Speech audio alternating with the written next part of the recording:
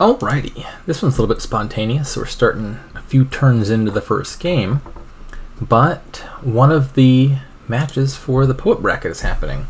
And I figured, in a sense of camaraderie with my fellow poet bracket participants, I would catch this one.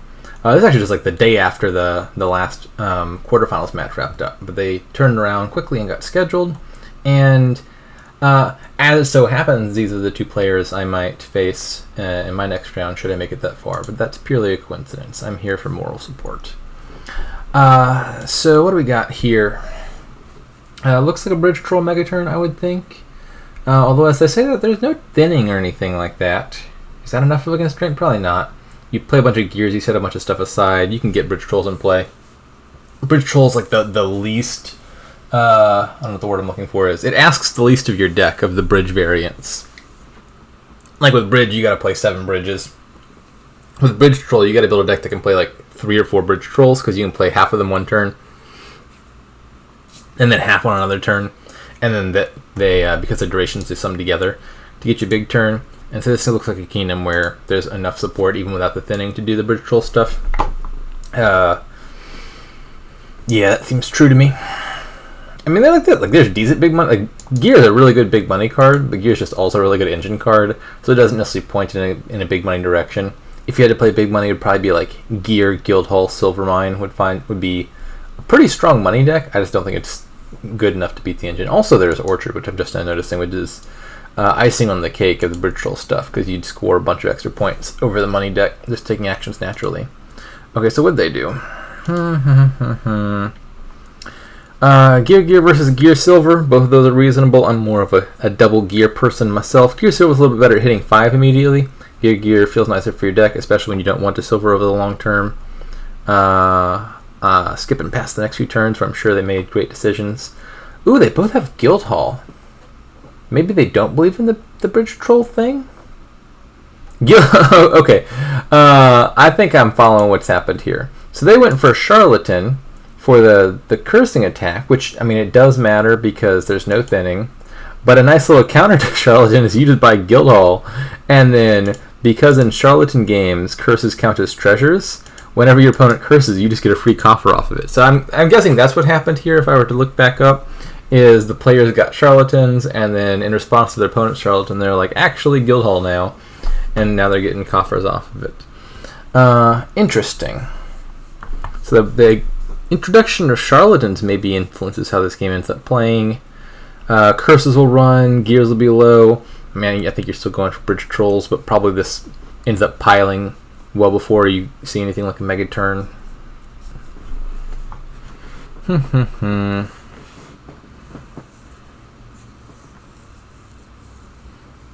Yeah, curse, gear, coin all low, bridge troll will lower further, I think.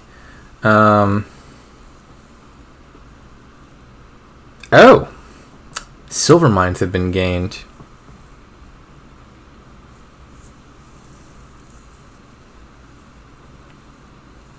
That's a nifty interaction. So if you want villages, one village is Bizarre. 5 cost village. It's a good village, but it's competing with some of the other 5s you want. Coin of the Realm is much cheaper. Slightly weaker, but cheaper village. And Silvermine, although its name would suggest it gains silver, so you can use it to gain any 4 or less treasure. And so you play a Silvermine, you gain a coin of the realm, it goes on the map, you're getting a village effect out of it, and you're getting a coffer off of it each time you gain a coin, which is, I guess, some upside. I don't like kingdoms like this. It's like you're building a deck that, in all human likelihood, is just never actually going to come to fruition. It's all build and no payoff. Because you gotta play all the card, like you gotta play the gears, you gotta play the bridge trolls, and go through the motions of building the deck, and you know it's gonna 3-pile. But like if you didn't do that, if you just played like Charlatan big money, well then your opponent would probably have time to outbuild you. But here you play a few bridge trolls, you both have a Charlatan or so the curses run, and this game is headed for some sort of pile out, I would think. Why are the scores where they are? I don't know if this is just a me thing. I'm looking at the victory points, and they're like way off the edge of where they should be and just hovering out in the middle of space. Interesting. Some weird... let's see if refreshing fixes that. Alright, all's right with the world. Victory points are in their place. Who's in the lead? I wish I knew.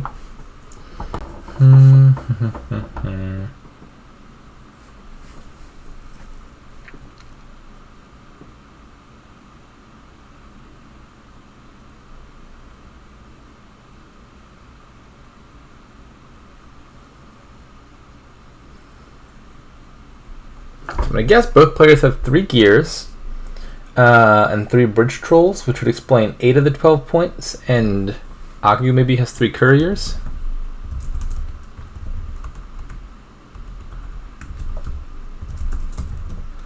Yeah, okay, so 3 bridge trolls apiece, 3 gears apiece, 3 couriers for Agoo. tmnko has 2 charlatans. I don't love the charlatans, I don't think. The curses aren't nothing. Again, there's no thinning, you gotta deal with the curses. But every charlatan you get is a bridge troll you didn't get. And I think the Guildhall response to charlatan is actually kind of nice. Like, your opponent is just feeding you coffers, and that, like, it certainly, if you have the option to, like, give my opponent a curse that comes with a coffer or don't, you're probably still giving them a curse, especially in a no trashing kingdom. But it substantially dampens how bad that is for them. Like, they get a coffer immediately, and then they run into a curse the next time they shuffle their deck. The upside happens faster than the downside. It's at least enough to make me not want to take a detour to Charlotte. I don't think.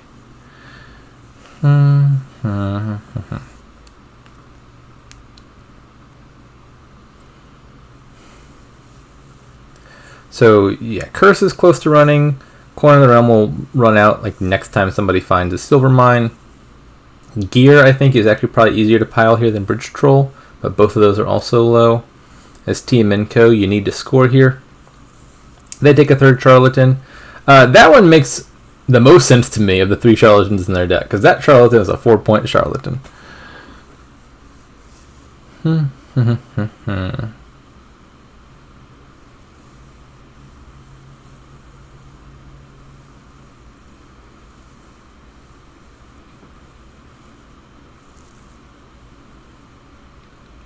Agoo has 4 up to 9.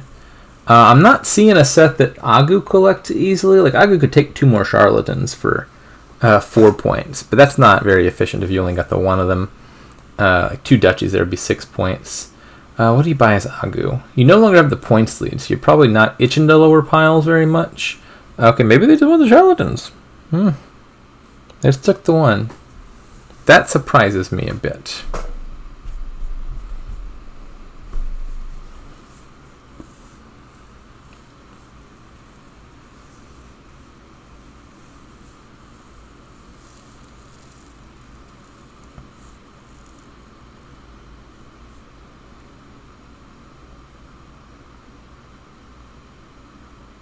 Alright, so tmnko, choosing what to set aside.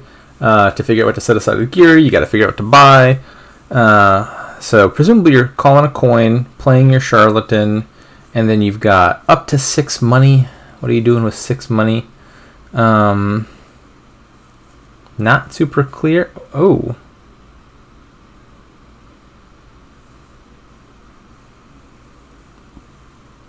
That surprises me. And not in like a, ooh, clever, I'm surprised at your ingenuity way. I'm a little bit perplexed at what the goal is here. So, setting aside the charlatan saves yourself a coin call. You didn't have to call your coin, it's still on the mat. That could matter potentially. But that's like a long ways off. You had 2 coins down anyway, it's not like you desperately need to keep a coin on the mat. And so like that wasn't a super important priority. Happily call a coin if it is relevant to your turn. And that was they were at the bottom of a shuffle. So if you set aside the charlatan, it's missing the shuffle. You're not playing it next shuffle because it's stuck on your gear. Whereas if you play it immediately, it goes right back on the shuffle, you can play it again. And so like if that were early in the shuffle and you're like, I I don't feel like playing the Charlatan turn 12. I'll set it aside, play it turn 13, and then shuffle back in. Fine. But I don't want to make one of my best cards miss the shuffle. I don't think. What do they end up buying? Another gear, right? Yeah, they bought a gear. So the gear wasn't worth any points or anything. It lowers a pile. I think the value of lowering piles is fairly ambiguous to me here. Players are at a similar position points-wise. Piles are low-ish, but not low enough that you're just imminently threatening in the game next turn. So I don't know if it benefits you to lower the pile. I'm going to guess that buy was just like I just want another gear in my deck because gear is a good card. Which is true. But I don't know, I think you want to score here, don't you? Just look at the gear pile, the coin pile, and the curse pile.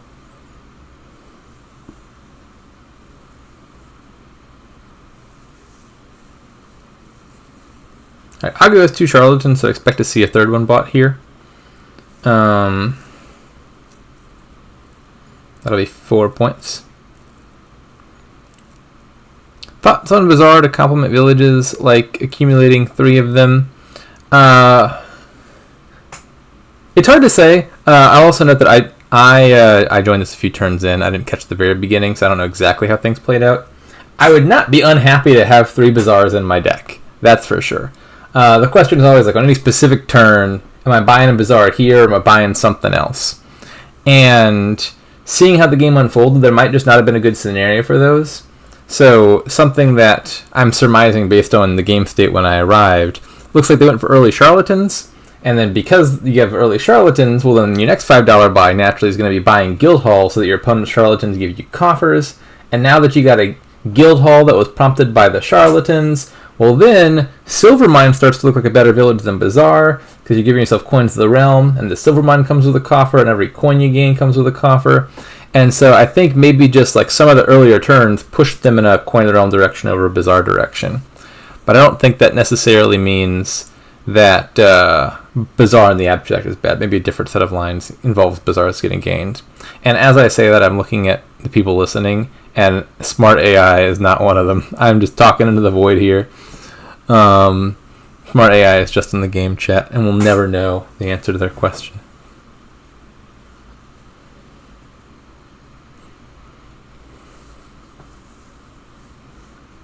Anyways, I lost track. Agoo just goes for a province there.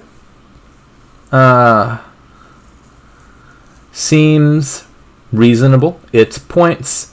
They didn't get the charlatan immediately, but they're almost certainly getting another turn. Yeah, I'm going to say like 100% certainty. Like you can know you're getting another turn, so you have time to pick that up at another buy. Given where these decks are at, I think these couriers actually look pretty nice. Like if you're not drawing your deck and you just have a discard pile full of stuff, courier frequently hits one of your better cards. You get to play it a second time in a shuffle.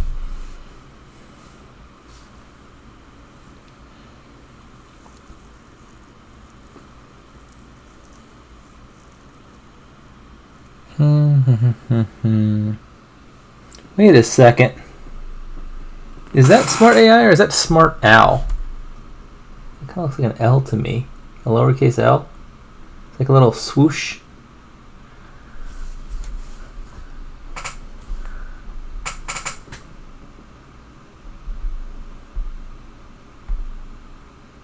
Anyways, tmnko also has a province now. Is this fairly neck and neck? I mean, this could come down to just one player gets a bad draw, fails to equalize in points. Other player has just enough of a points lead to pile out off of like multiple bridge trolls. Look at all the choices. Can we win here? Let's find out. If I can figure out how to move this box. How do I drag the box? Nope, there we go. I've dragged the box successfully. Agoo is behind on points, so you need at least 6 gains / a charlatan play. That doesn't look like it's happening here, right? They have 3 buys right here. They can pick up a 4th one off of the courier. They're still a bit short. Gain short of a draw. Yeah, that's worth noting. If they give up the curse rather than gaining the curse, then that would be a draw. Still requires 5, and they have max 4 gains here. I think just playing more couriers makes total sense to me. So they have 1 card left, and with courier, if you have no cards left in your deck and you resolve a courier, you trigger a shuffle, and then your courier has no good target. So you never want to play so many couriers that you're triggering. I mean, not never, but like generally you don't want to play your couriers like chain them all together to the point that you trigger a shuffle, because then future couriers whiff. But here they got at least 1 more card. They can just play this courier for free. It'll pitch whatever that card is, and they get to choose this again, but now with 1 more money. I would just presumptively say put both Bridge Trolls in play and expect something good to happen. Bridge Troll is a good card. I don't know exactly what I'm buying, but I think I would start by playing 2 Bridge Trolls. They go with the Charlatan. Not unreasonable. Someone's going to get that curse. Might as well make it your opponent. Although, as I say that, like at this stage of the game, you just put a curse into tmnko's discard. They might well never see that curse, and you did give them a coffer immediately. So maybe it's not that important to dole out the last curse. I definitely want points here, as many as I can get my hands on. Double Province has some appeal, or Province Charlatan, because they still only have the 2. They don't have another set to complete. Province Charlatan Duchy and Double Province Estate are both an equal amount of points and also an equal amount of money.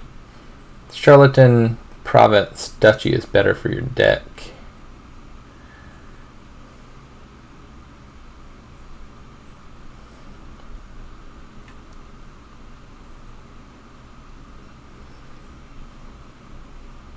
Could also be Charlatan Province and then just like lower one of these piles by 1, because you're going to be up by a bunch of points.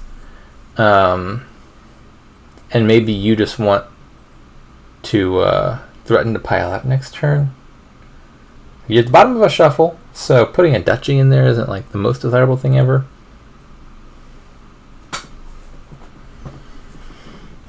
It could be Double Province Coin of the Realm, actually. Also looks good. Yeah. Seems like Steph had about the same idea at the same time. Double Province Coin also accomplishes the same goal of lowering a pile a little bit, while also taking a points lead. It comes with a coffer. It costs no money. Double Province Coin or Province Charlatan Coin, something like that I think sounds pretty good to me.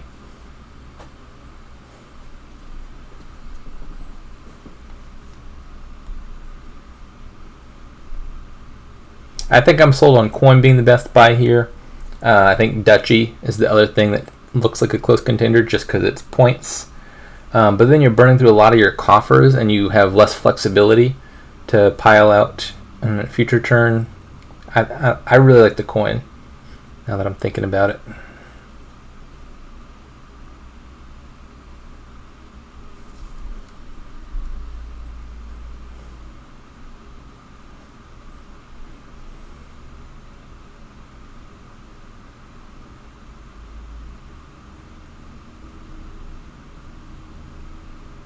Gear.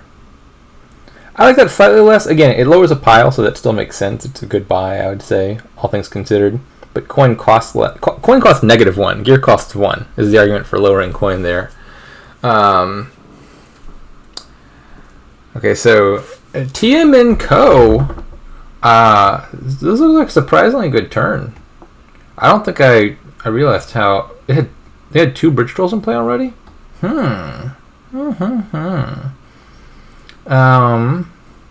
My guess this doesn't pile out, but it's close-ish. I think that their gain's short, right? They have 5 gains. Well, in theory, if they had enough money, could they do Double Province, Double Gear Coin? Is that possible? Yeah, so they don't have quite enough money. You gain the Coin here. You're 1 coin. Wait a second, what did they gain? They gained to silver, okay.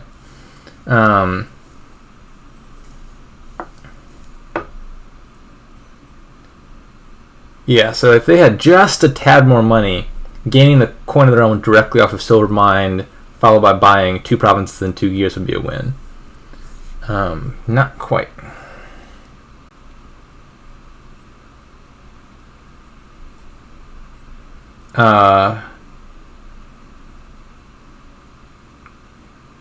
Double copper province.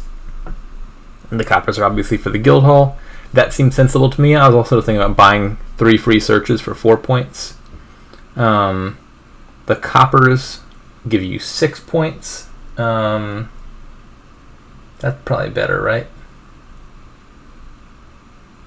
Well, did they have to spend coffers?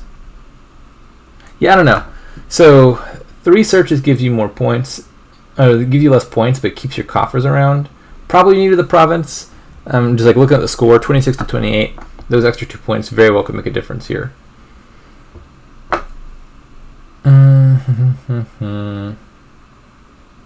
For example, if you'd done triple search, Agoo could have chosen to take a tie here. I don't know if they would, but they could have.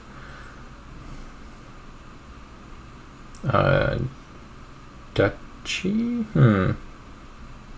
Not sure. Just a copper, okay.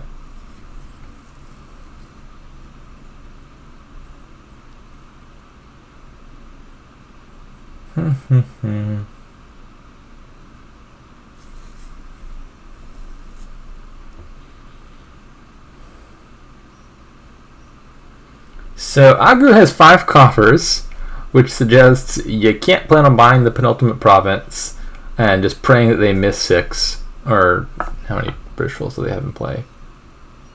I'm missing 7. So yeah, you gotta take duchies. This looks like it's Agoo's game to lose. Just the extra 5 coffers mean it's gonna be hard for tmnko to outscore. 3 gains is 1 too few to pile out coins and gears and also take a points lead. So as Agoo, I'm kind of just expecting like triple duchy here maybe.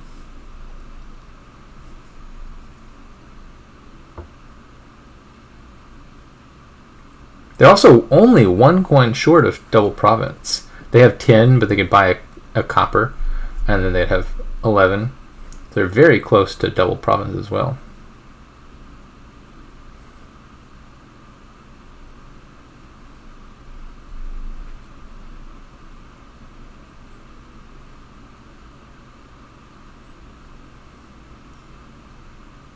You don't like the 3 duchies.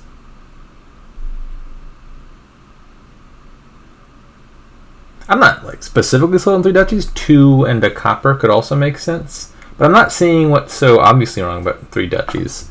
My opponent with 1 bridge troll in play, are they going to do 3 duchies plus a coin in response? They'd have to draw both of their other 2 bridge trolls, which can even, I don't think they can. Okay, yeah, fair enough. You keep the coffers. That's some argument for just doing 2 duchies.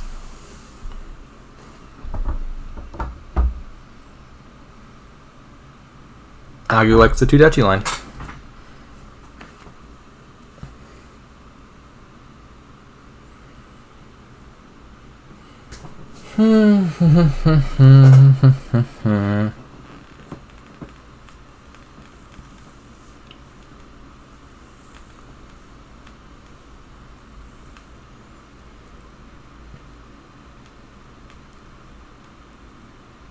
Three searches. They had 3 buys there. Yeah, they had 3 buys. Could they have done 3 searches effectively? Let's consider that. So compared to 2 duchies, 3 searches scores less. It's 4 versus 6.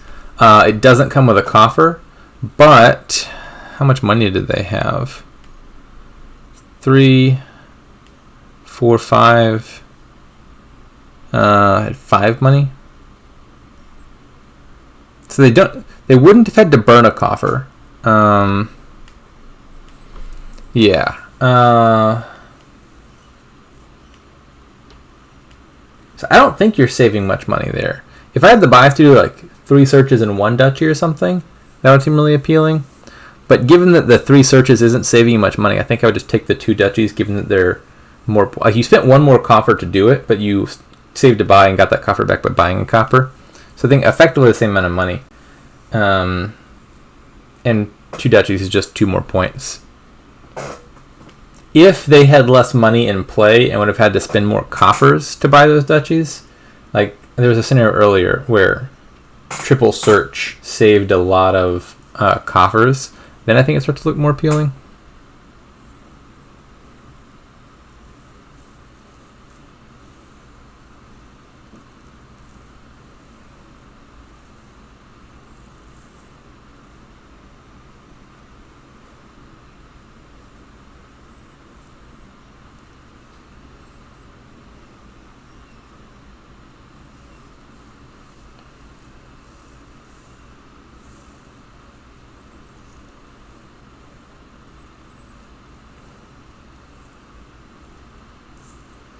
Alright, we got cold feet. Oh, we want to buy copper. Okay, fair enough.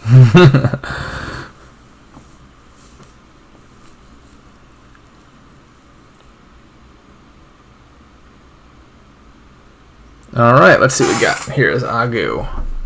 Yeah, this is an easy win. Agoo already had the points lead. This is more than enough to do double gear and a coin.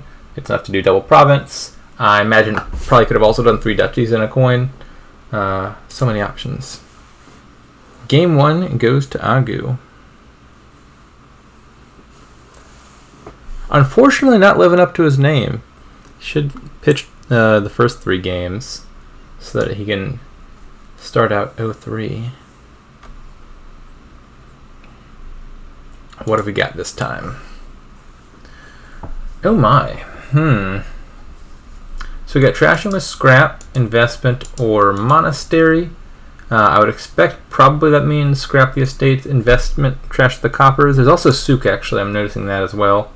Definitely scrapping the estates, but early 5 maybe you could trash coppers off of souk as well.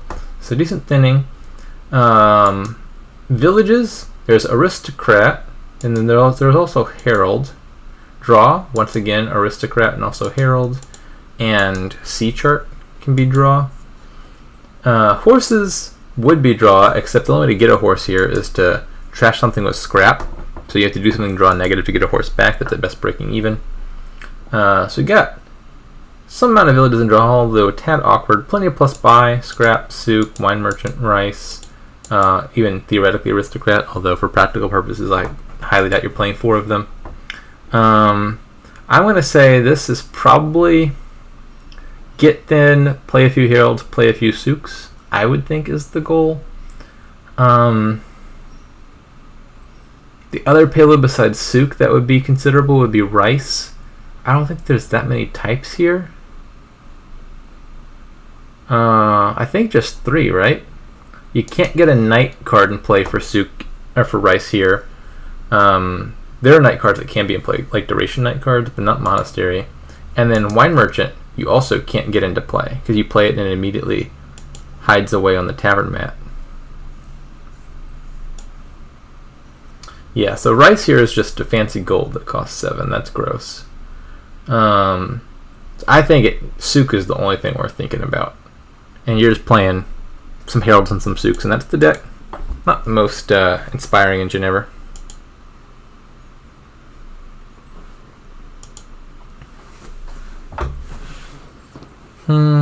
Opening, what did we have?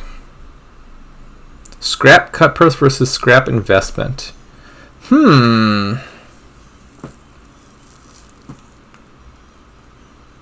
I like the investment more, but I don't hate the cut purse.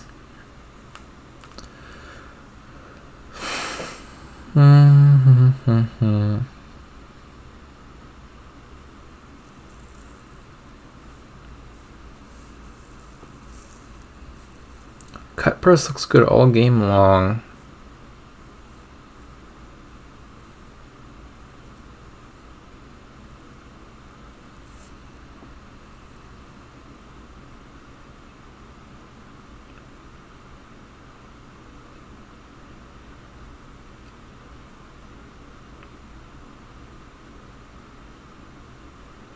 I mean, if I had a cut purse in hand, I would play it. I think there are going to be plenty of hands here where the attack would be proactively friendly. Like if you're at the stage that you have Sooks in your deck, but not the stage that you've thinned all your coppers, you're probably pretty often happy if your opponent pitches a copper.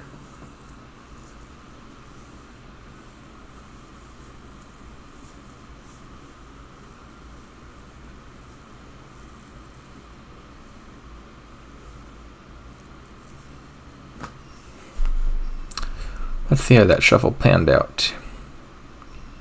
So Agoo buys a Herald turn 3, scraps an estate and buys a Herald turn 4. So I would think the main upside of Cut Purse is trying to spike 5 early, which they failed to, while also denying your opponent 5, which would tmnko have hit 5 off of this hand.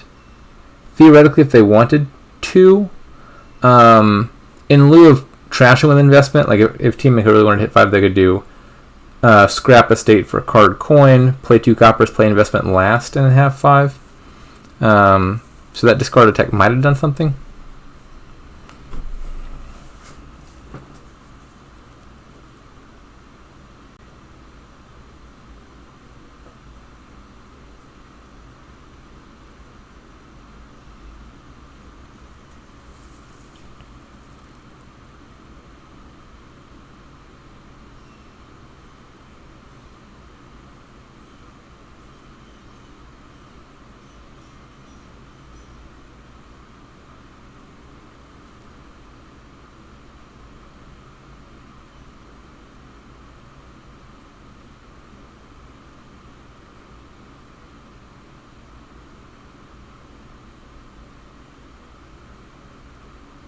I'm a little surprised Agoo kept the scrap there.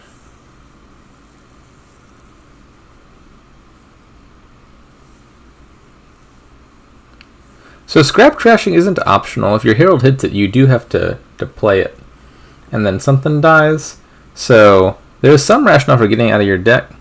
And if you are planning on buying more Sooks, you can do the last 2 coppers pretty easily.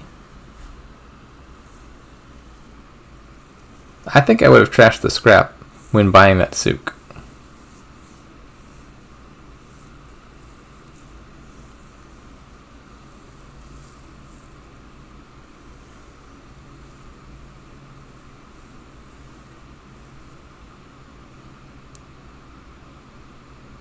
What happened on tmnko's early shuffles?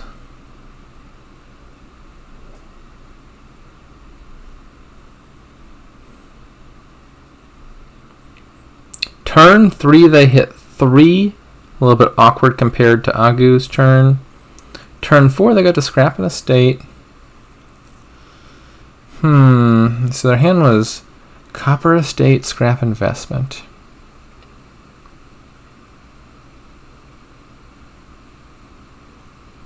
I don't like the silver gains. I feel like the fact that player 1 got to buy 2 Heralds turn 3 and turn 4, and player 2 got to put 2 silvers in the deck turn 3 and turn 4 probably explains a lot of the difference here.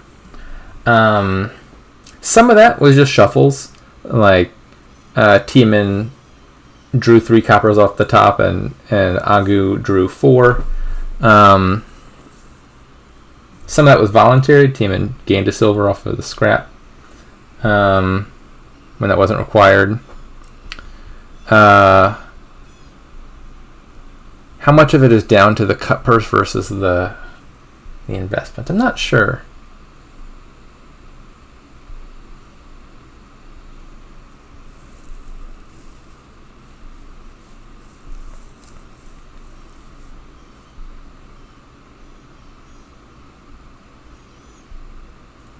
Not sure C charts are a net positive.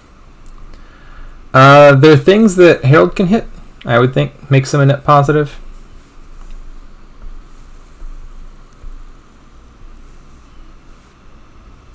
Early in the game, you still have some treasures. Late in the game, you have some provinces. There's a point in the game where ideally all your cards are action cards, and then the C charts probably aren't doing very much, but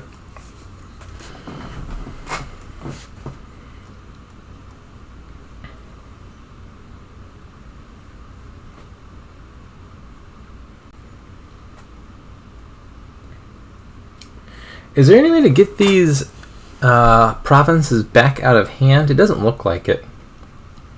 I mean, you could scrap one. Souk, very strong card, I'd say in general, but it's a card that scales in a really awkward fashion. Like the first few Souks make you tons of money, and they make less and less. So you don't want to build a really big deck with Souks that plays like 8 of them, because the payoff of adding additional ones gets smaller and smaller. So usually Souk is greening fairly early, I would say, for an engine. But then once you add the green cards, if you have like 2 provinces left in hand, each province is reducing the value of every single one of your Souks by 1, and that's a big hit to your economy. And so, if at all possible, a deck with Souks wants like a poacher or an old map or something that can discard the provinces back out of the hand. And nothing of the sort exists here. Agoo is still managing to hit big numbers even with the provinces in hand. It looks like it'll be enough to pile out.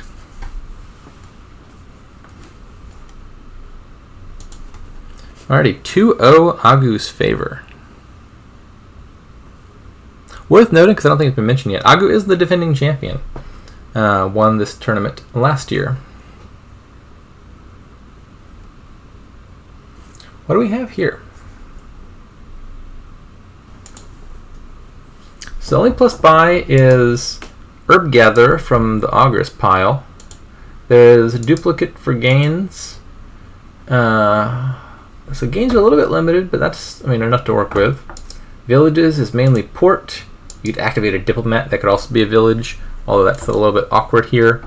Draw, you got Puka, Black Cat, Sybil, Steward, Ronin, and then thinning, you got Church and Steward.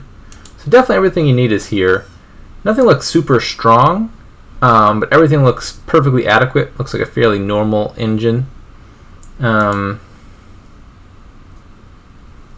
your nose and open Herb Gatherer. That's a good question. Well, so one person has the 4-2 split. The other one has the 3-3 split. Curse Gold messes with the buys. I think I would definitely rather have the 3-3 here.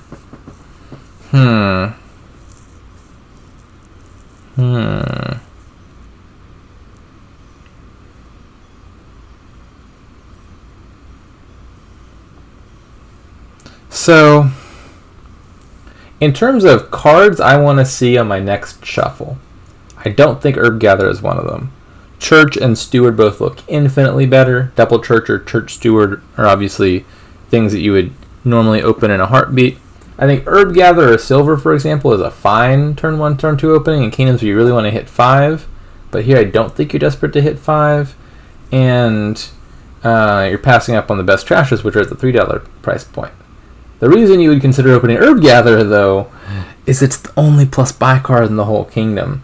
And what happens if your opponent opens Herb Gatherer and then finds it turn 3 and rotates the pile before you ever get a chance? Now all of a sudden you're in a sticky situation. Because like your deck's going to be better because you open with 2 good cards and your opponent took a turn off to buy an Herb Gatherer they didn't really need yet. But they're going to be the only one with plus buy access come the end game, and that could be enough. I don't know. Anyways, one of the players had 4-2. What did they do?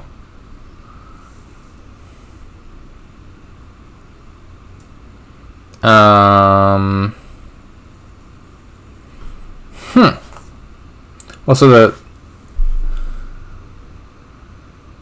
Agoo had the 4-2 and went with Church Ronin, which seems pretty good to me. tmnko did not have the 4-2 and went with Church Ronin anyway, which I'm a little bit more surprised by. How do I feel about that? It was not on my radar at the very least.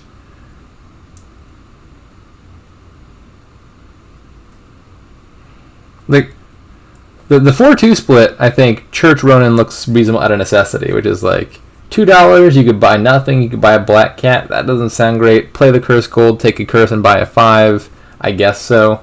And then Ronin Looks like a natural contender because it pairs well with the Church. You reduce your hand size, you play Ronin, it draws more cards.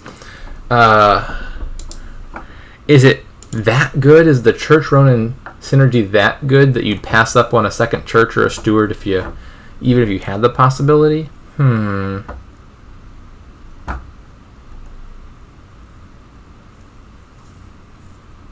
This is strictly worse than having Ronin in Shadow Spot.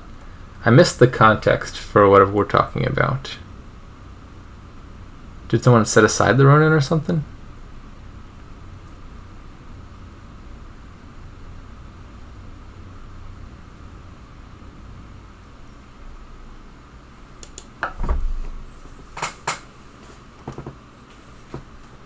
Ah, I see. Yeah. If you've got a 7-card hand, your Ronin isn't drawing anything. But if you would be drawing it into your hand next turn, it's taking up a spot in your hand. Whereas if you just play the Ronin, even if it draws 0, it goes back into your deck. And because you can play Ronin from your deck anyway, you'd rather it be there. That sounds like a mistake, but I was distracted by the openings.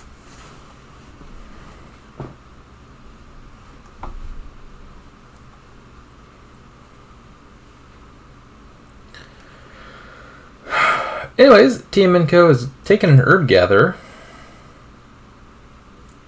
I would expect Agoo to follow suit soon.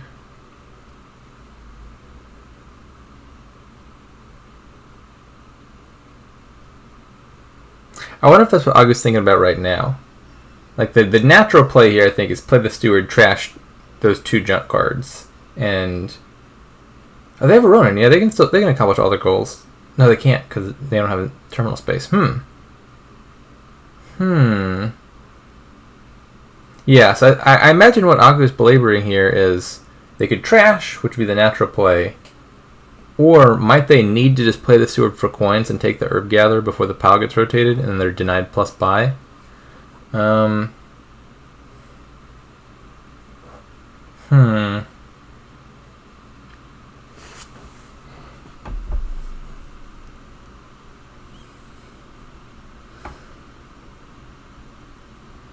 I can see why this is a sticky situation. Like the play that involves buying an Herb Gatherer here, just because you have 2 money and you have to pass up on trashing 2 just to get 1 extra money to buy a card you don't really want yet, I feel so terrible. But the downside is potentially letting your opponent be the only one with a plus buy card all game. That also sounds terrible. Is there any reason to trash Estate over Curse here? Oh, with the Church? That's a good question. Yes, there is some reason. I think that it is not a sufficient reason. So the main reason to keep an Estate over a Curse in your deck, I mean, one, I guess, is like if it makes it into the game somehow is where the point.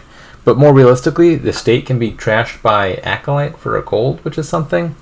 It's not a big thing, but it's something. The main argument for a Curse over an Estate would be if your opponent's Tormentor gives out a Locust and hits that card. If it trashes a Curse, it just kills the Curse for you. Whereas if it trashes an Estate, it turns it into a Curse. I think all of the choices are super marginal. Trash Estate versus Trash Curse, I think, turn out to be identical like 90+% of the time.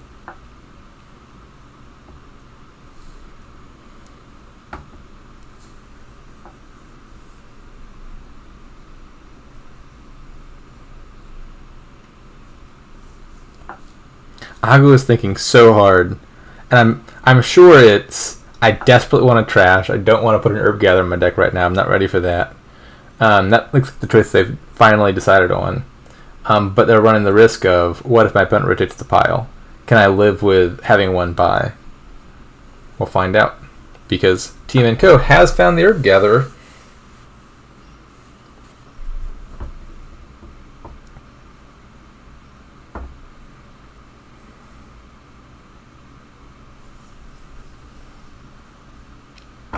Oh, there is a second reason.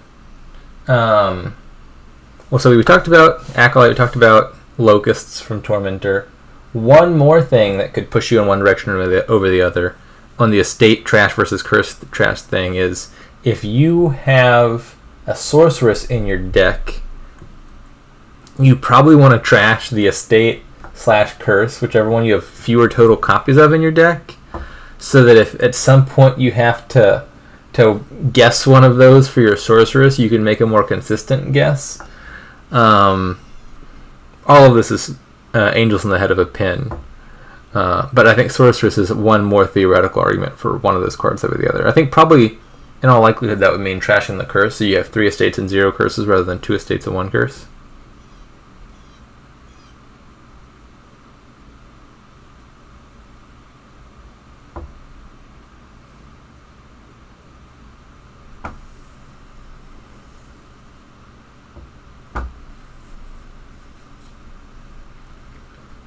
Alright, Agoo does not have a plus buy card.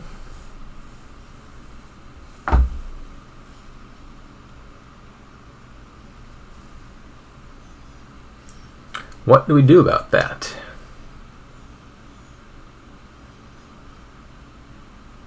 Yeah, I don't know, this just seems brutal. So you can play with duplicate, which allows you to pick up things 2 or 3 at a time. Like your first duplicate, you can play that, you can buy a duplicate, now you get like 3 of them. Now you could easily gain 4 or 6 copies of port in a turn, 2 or 3 copies of steward or diplomat for draw. But then it comes to scoring, and you're stuck buying 1 province per turn, or trying to gain all the duchies.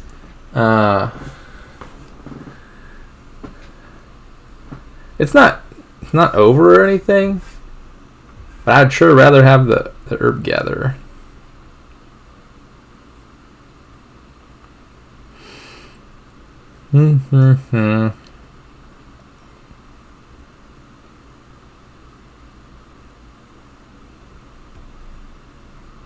Too many churches, says Haka. That could be an argument for taking an acolyte here. You got an estate you like to kill, you got a church you wouldn't be unhappy to lose. I guess the difficulty with taking acolyte is normally you take an acolyte and then you rotate the pile, and then after you've gained your gold, you pop your acolyte and turn it into a sorceress or a sibyl. But if I'm the only one with an herb gatherer, I'm not itching to rotate the pile to sibyl. Yeah, maybe tmnko does not take an... I mean, acolyte, I'd be very happy to have an acolyte, but I would not be happy to reveal the sorceress pile to my opponent if I could avoid that. It is 2-0 Agoo's favor. I say to the person who's not listening. Abesio's one of the Japanese folks.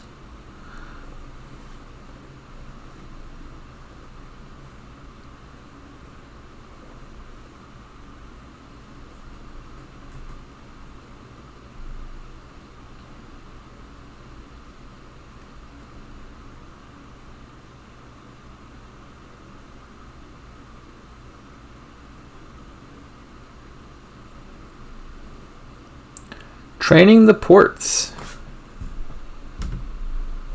Yeah, port is a very natural target for training. You can get a bunch of them with very few gains. You want a bunch of ports in your deck anyway. It's a lot of money.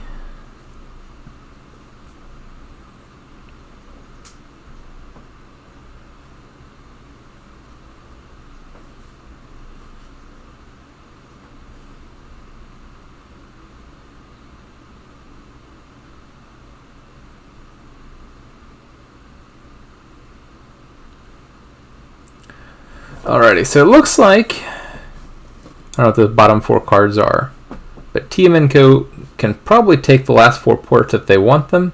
You don't need the villages at the moment, but that is 4 more money in your deck. It's like adding 4 peddlers if nothing else. So that's what I'm expecting here, I think.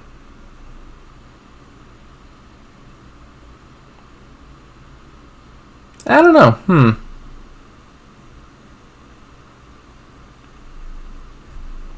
It's not a given that your buy is 4 ports. I think 4 ports is the thing that jumps out to me. But I wouldn't hate 2 ports and something else. Like, your opponent wants the ports, your opponent might buy the last 2 ports. Your opponent also has a duplicate that they're not using to buy the last 2 ports. Your deck would be happy to have it. I'm probably still taking the 2 other ports.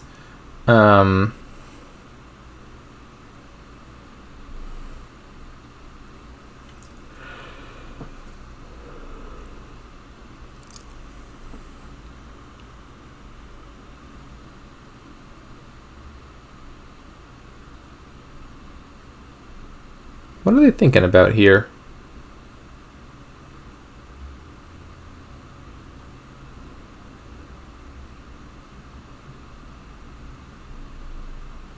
Do they have no more? They have a cursed gold down there. If they need to hit a price point. If they... Oh.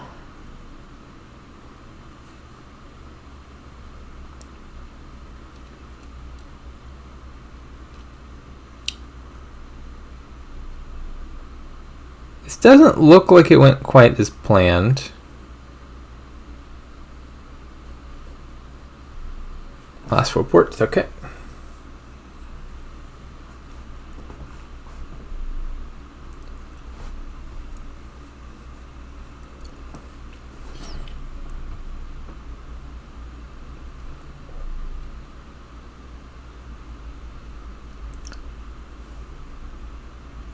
What do you do to avoid curse?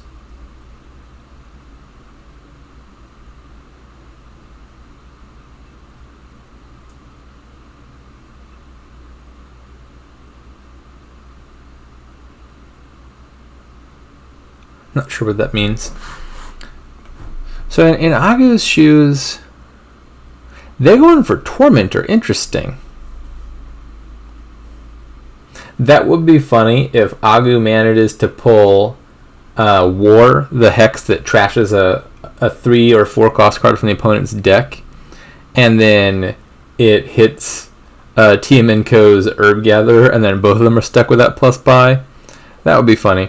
Not very likely. Even if you manage to get War, your opponent's deck has, what, 6 ports, 3 churches, Cursed Gold, a Steward, a lot of other dummy targets that would get in the way. I wasn't thinking about Tormentor. I don't hate the idea of just... I can't buy a bunch of things, so the payload of my deck is just I attack my opponent a bunch of times and hope something happens. Seems alright. My mind for Agoo was going to... What if I just take 2 more duplicates and then I try to empty duchies over 2 turns? So you have 1 duplicate already. You can spend 1 turn getting 2 more duplicates. Now you have 3. In theory, you can take 4 duchies a turn for 2 turns, and then curses pile off of the cursed gold plays, and that's 3 piles right there, and you've taken a bunch of points and made the game end fast before your opponent can take advantage of the plus buy. In practice, although that just requires buy duplicates, buy duchies, I don't think Agoo's deck is quite in the position to reliably play 3 duplicates every turn, especially after adding 4 duchies.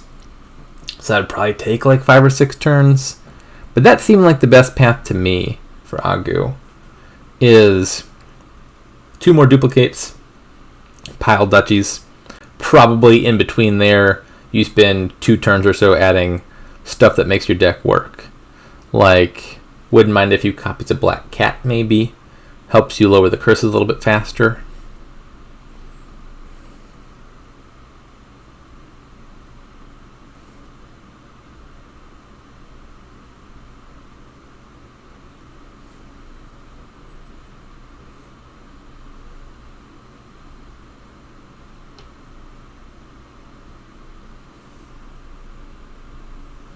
Oh! Smart Owl was Holtz in disguise all along.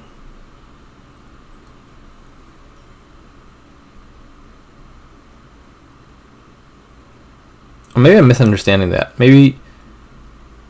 Is that Smart Owl telling Holtz that they were blocked by Agoo? Now I'm confused.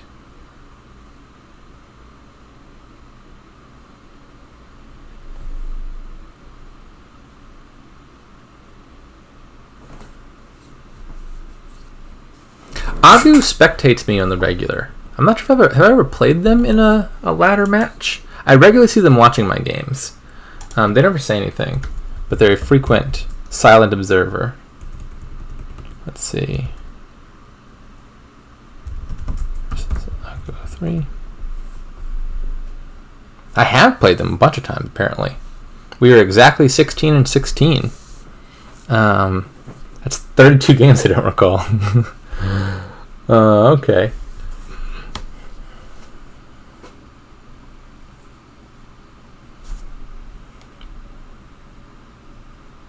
Has tmnko played agoo before? Let's find out.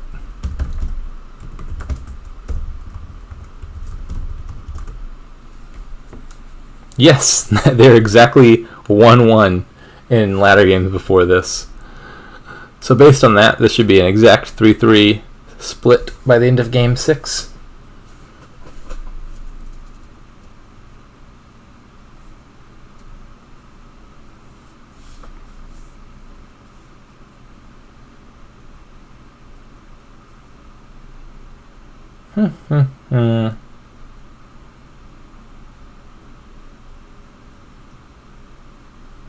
All right, what do you buy as tmnko? I don't know.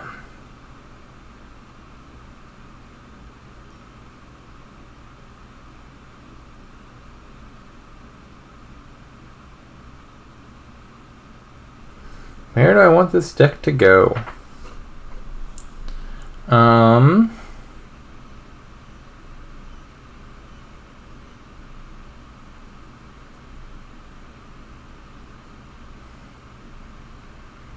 I'm thinking about Tormentors and just wondering how many of the hexes actually hurt. With Ronin, I don't think the discarded hexes hurt all that much. Locust is a minor annoyance. Diluted could maybe matter. Envious doesn't do anything. The Curse attack doesn't do very much. War matters. I mean, for agoo, it's like a 1 in 10 chance of hitting your opponent's plus buy card. For tmnko, you kill one of their ports, which for agoo isn't even trained and probably won't be trained because agoo can't use the extra money. Yeah, so for tmnko in particular, I don't know. Tormentor just seems like you can play a bunch of them, but this is not a kingdom where I expect the attacks to hurt that much. There are kingdoms where just stacking Tormentors does a lot of damage. I don't think this is one of them.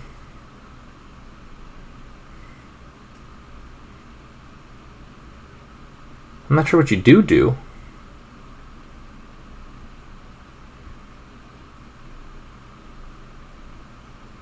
Two more duplicates, okay.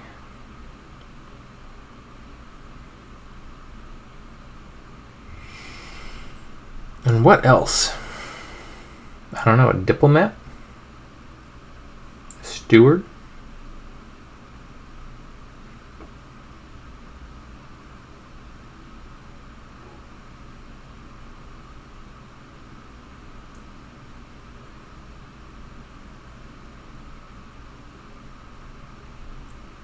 You've got 6 villages with space for 7 things. You have 3 duplicates now, plus 2 Ronins, that's 5 things. Steward is 6 things, Herb Gatherer is 7 things. Okay, just counting the number of terminals. Maybe another steward is not the answer. I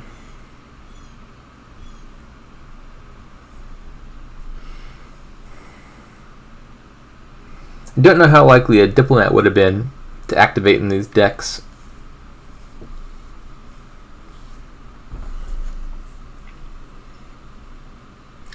Alright, let's see what we got. Miserable is probably one of the better hexes you can get. I don't think Haunting matters much.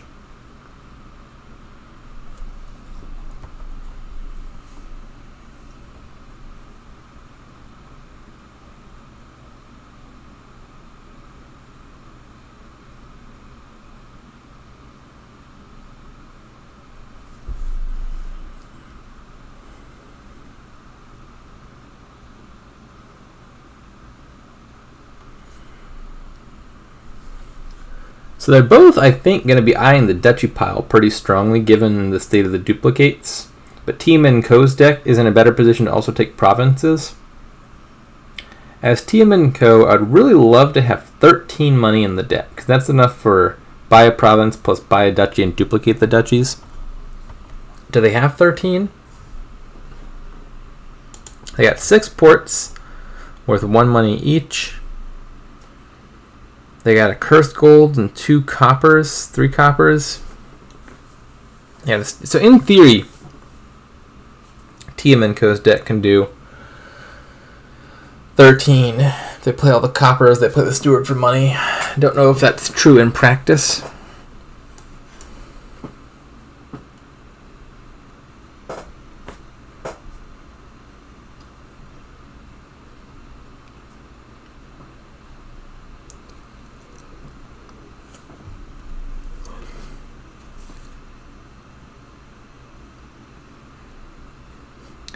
This looks like a fairly unfortunate turn, all things considered.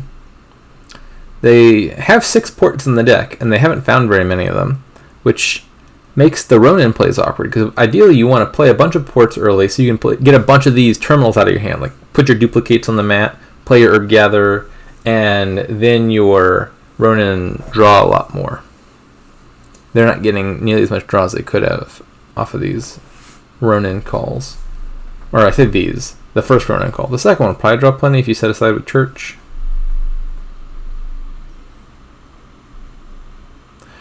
What would you change about the play order? Do they have the Church in hand at the start?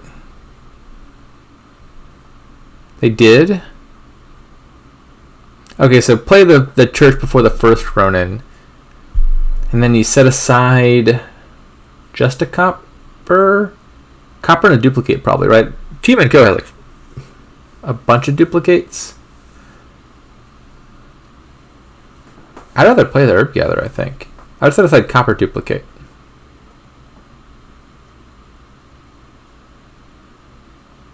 Yeah, they don't have the terminal space to play all these. So, certainly I would...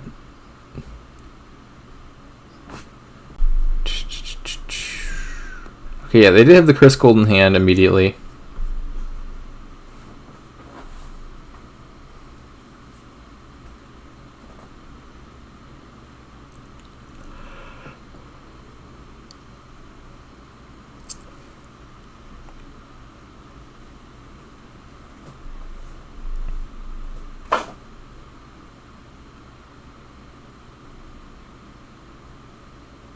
What do we buy?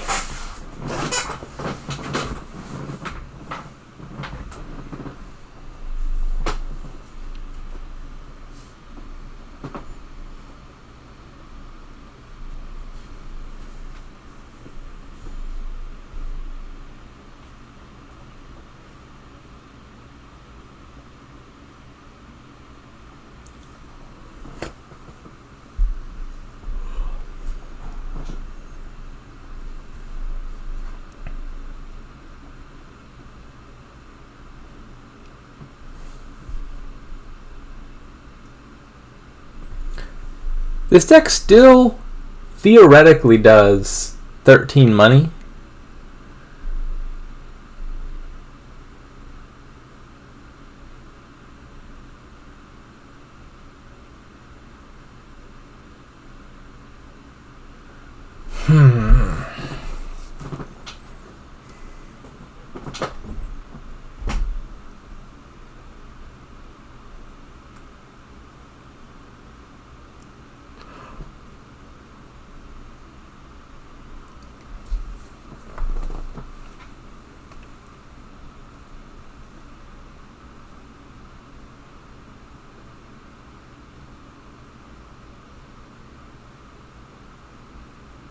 What are your options?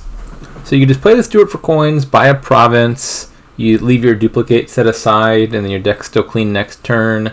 Not sure what the exact goal is next turn. Again, their deck could, in principle, buy province plus duchy and then gain 4 extra duchies, and that's hella points right there. Then the deck probably falls apart after that a bit. You can add a little bit of payload here so that you can more practically get to 13. Because right now hitting 13 requires playing both coppers and the Cursed Gold and the Steward for money, which is asking a lot.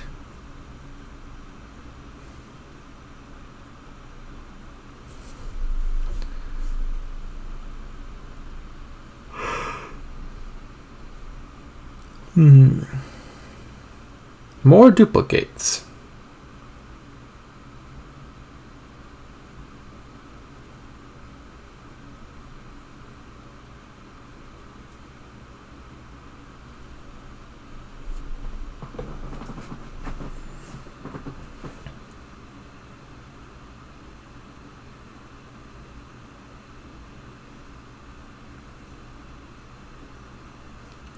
So tmnko's plan, presumably, is to empty the duchy pile and what else? The curse pile, probably?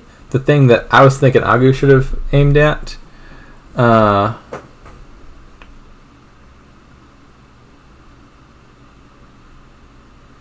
So you're not threatening to do that in one turn unless you have at least 6 copies of duplicate, which they've got 4 now, 5 now, 6 now. Well, they got 6. That's enough duplicates.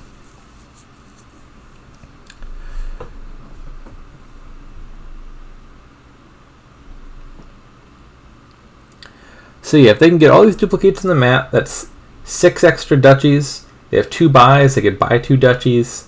Curse Gold gives that 1 curse. They don't have an easy way to end the game next turn, because curses are still a little bit too high.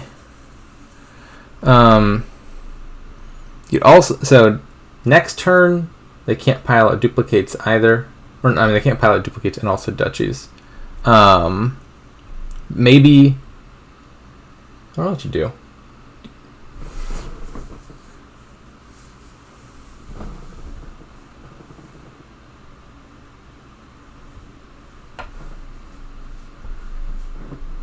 I don't think their deck has enough villages to get all the duplicates back down if they took all the duplicates there. I think it makes sense to leave a few on the mat.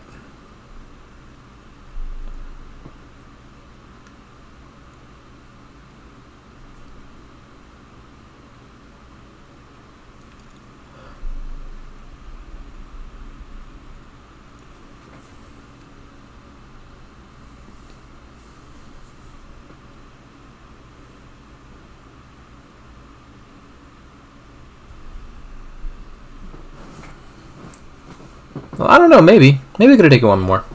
I'm looking at their turn so far, and it doesn't look like they're gonna need to play both Ronin. In which case, maybe they could have played one more duplicate.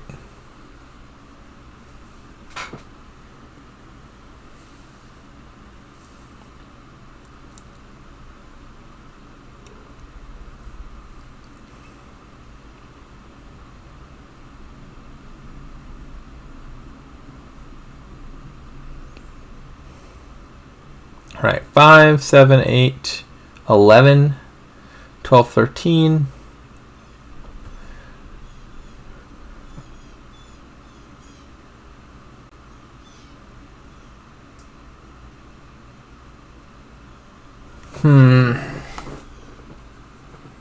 This doesn't need to be province duchy per se. This could be province. Like, you could set aside 1 copper. Or 1 port probably is a better thing to set aside. Set aside 1 port, and then do province and a duplicate, and then try to pile duplicates and duchies in the following turn.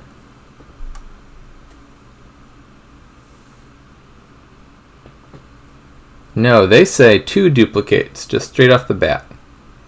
What can Agoo do about that? So Agoo... This could be a tad dangerous, right?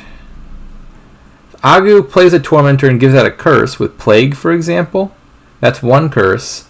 Then they play their Curse Gold, gain a curse, call Duplicate, duplicate their curse, and buy the last duplicate. I think there's scenarios where this might pile. Doesn't look like they got the hexes that they would have needed for that. Although I believe there's 1 more Tormentor down there, so you get 1 more shot at it. Locust could also do it, depending on what's on top.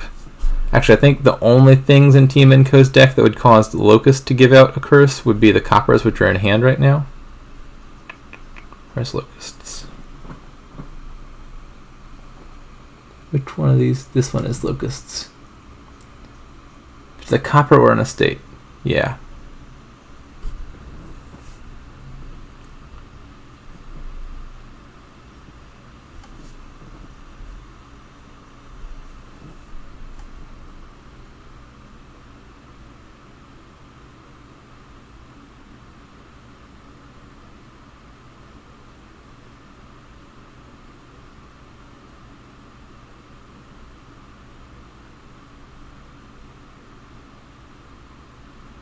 Alright, Agoo has a duplicate on the mat, has 6 money in hand. What do you do?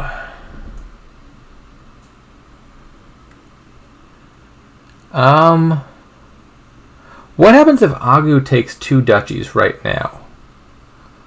That leaves 12 points in the pile. Not 12 points. That leaves 18 points in the pile for your opponent, which is not an. Actually, that is enough to win, isn't it? Right? I mean,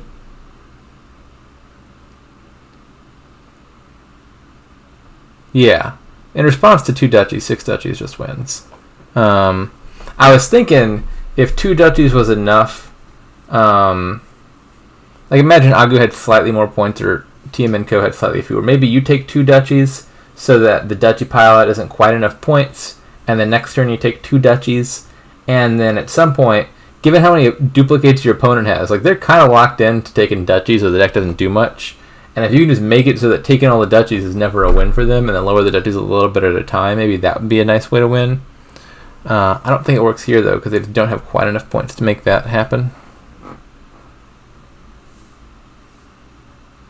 They do it anyway.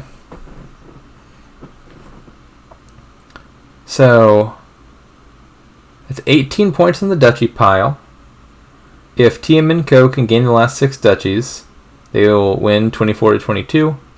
So they need to hit 9 and 2 buys, plus play. They've already played 5 duchies, haven't they? Yeah.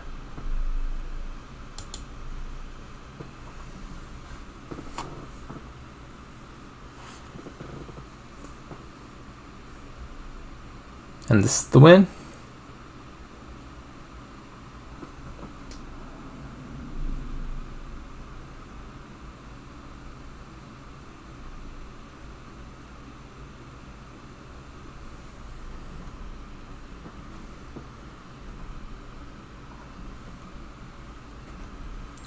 Alrighty, 2-1. We have a ball game on our hands.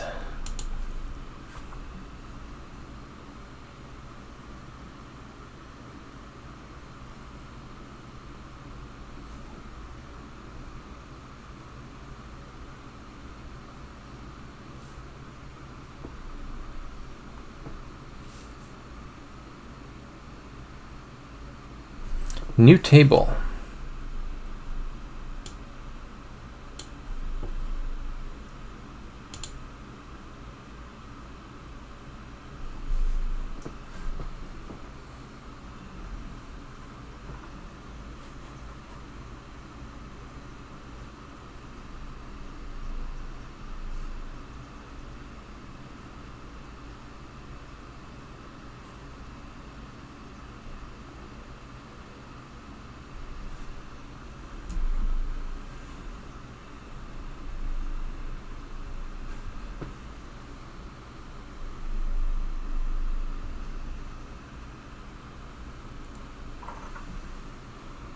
Where are they?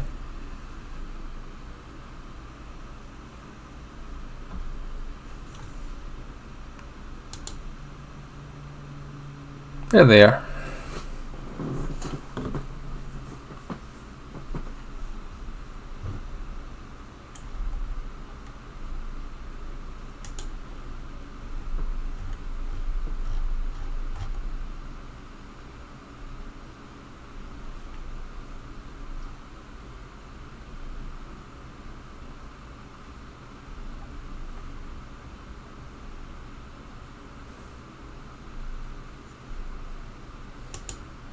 A new table?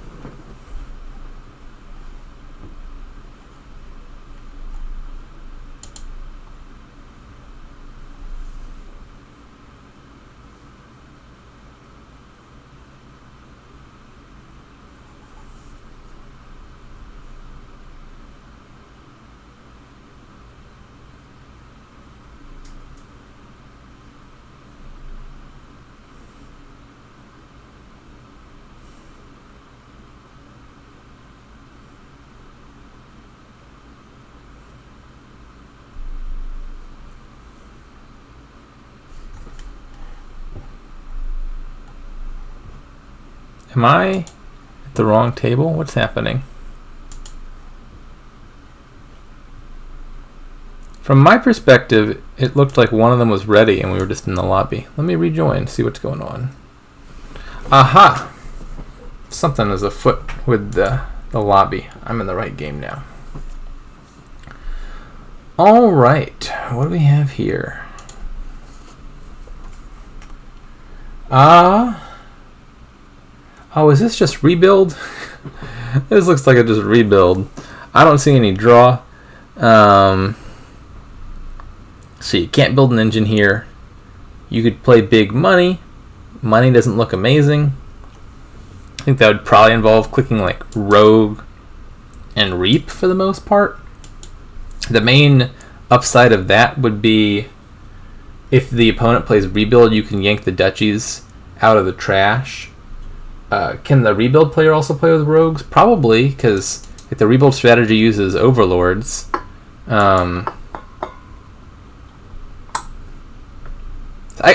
I guess realistically the answer is just like get a bunch of Overlords and then you can play it by ear to some degree. But I would be expecting to play a bunch of Rebuilds here, I think. Just with cognizance toward I want to gain duchies back out of the trash rather than leave them in the trash for my opponent. So like rebuild your estates into duchies early, and then maybe be a little bit more shy about rebuilding duchies into provinces until you have 2 overlords in hand, and then the first one can do duchy to province, and the second one can play rogue and regain it. So there's at least a little bit going on. I still think rebuild looks relevant here. I don't think you're ignoring rebuild. I think you're just playing around rogue a little bit so they can't yoink the duchies.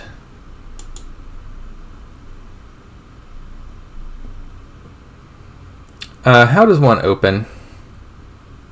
3-4 looks like Sentinel Overlord. Probably 4-3 also looks like Sentinel Overlord.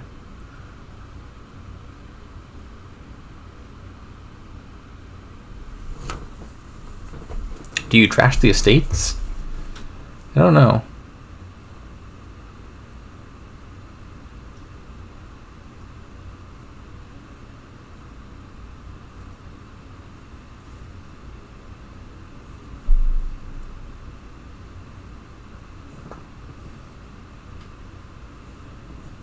I'm not really sure what to do with the Sentinels here. Sentinel's a really strong trasher.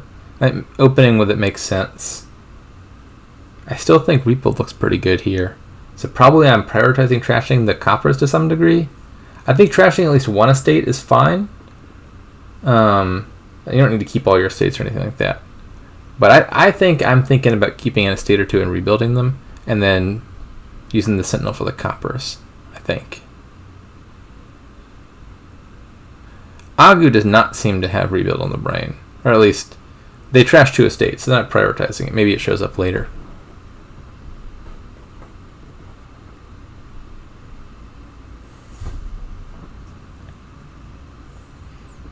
Even in rebuilding games, I think, for the same reason that you rarely buy estates when playing rebuild, it's not like you should not trash an estate early if it's estate or nothing.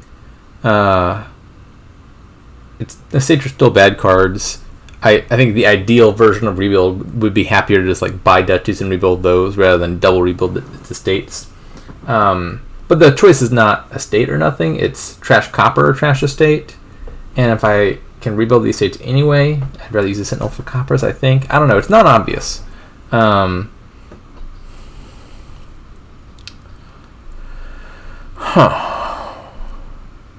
One player does not have an Overlord. How did that happen? Let me go back and look. Agoo opened double Sentinel. You absolute madman.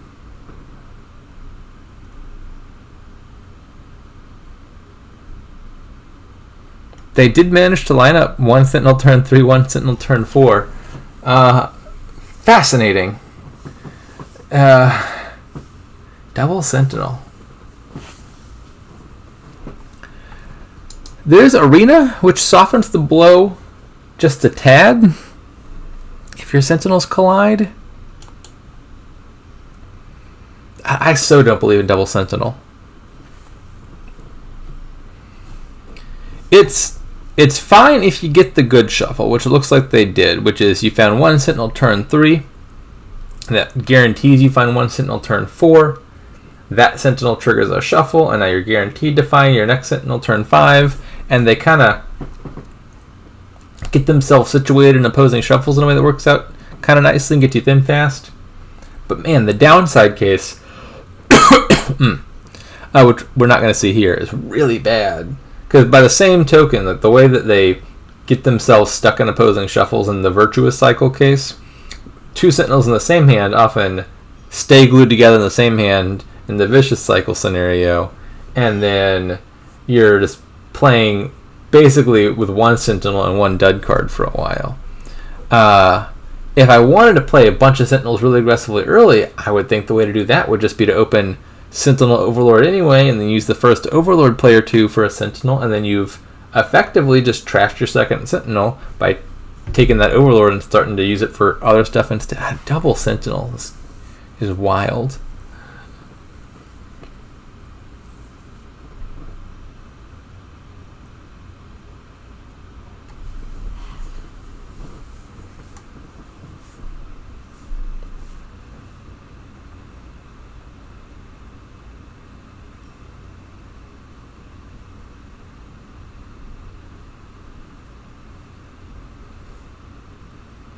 But like, what's the upside of having 2 Sentinels? You have 10 junk cards in your deck. At most, if you're playing that second Sentinel twice before it's outlived its utility, and you're going to buy an Overlord anyway, why not just buy the Overlord? And if you manage to get the draw where your Sentinel and your Overlord are in opposite hands, you just play the Overlord as the second Sentinel, and then if they line up, the Overlord's a lot better because you can do something with it. The double Sentinel thing is really risky, I think, because the scenario where they collide is just really bad. Like if they're both in your turn 4 hand, that's a total disaster. Whereas Sentinel plus Overlord turn 4 is not great, but like you can live. I think to open double Sentinel, I would need to have some good trash for benefit thing that makes use of that Sentinel, like Advance or something, where I just want to get really, really thin, and then I can productively turn these 2 Sentinels into something else that matters. I think, or like Swap, for example. Swap would be a good case for double Sentinel, swap the Sentinels into something else.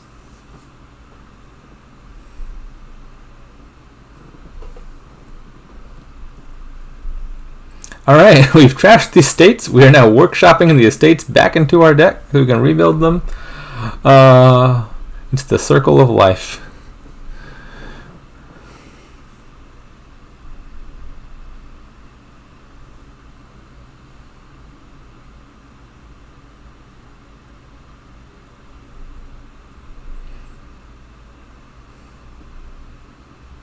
Is that bottom card the Sentinel? No, it's already in the trash even.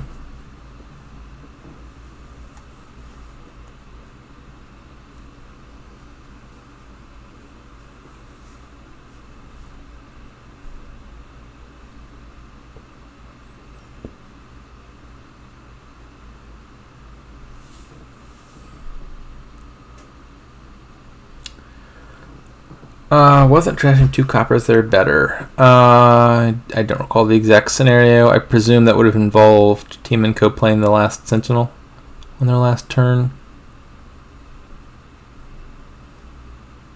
Probably.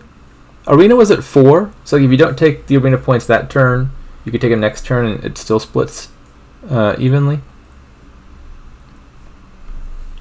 I don't recall the precise position, but wouldn't mind trashing 2 more coppers. I mean, to be fair to tmnko, like this hand looks awful, but this is just like perhaps the worst possible draw they could have had.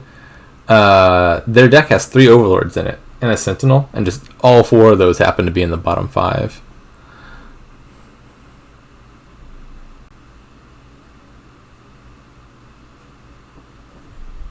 It still turns out well, I think, at least 60% of the time. If tmnko draws an Overlord, one of the Overlords can play a Settler, and then you can do nice stuff with the other 2 Overlords and be satisfied. Oh, greater than 60%, because the Hamlet is not a stop card.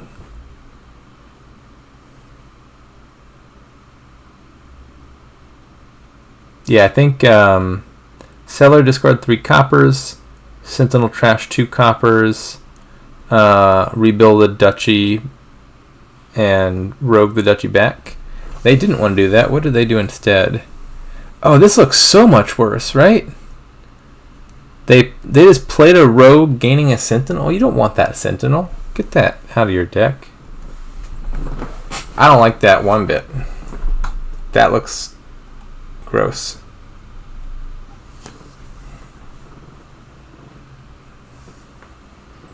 So what they accomplished was they got out of debt and bought an overlord, which is something. That line makes a lot more money than the line I was suggesting, which I don't think would get you out of debt fully. But in exchange for getting out of debt and be able to buy an overlord, they put a sentinel in their deck, which they don't want. Whereas the other line gains a province and trashes 2 coppers and still makes 2 money. Seems better to me.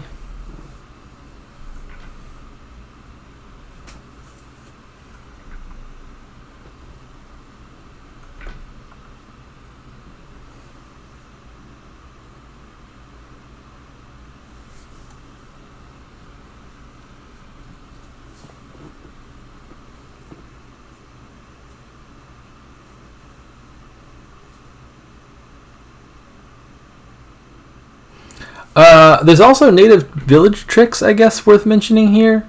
Now, you play your Sentinel, you can reliably top deck a province. Overlord sets aside a province, gets it out of your deck. Not the most important thing in the world, but it's a cute little way to thin a card.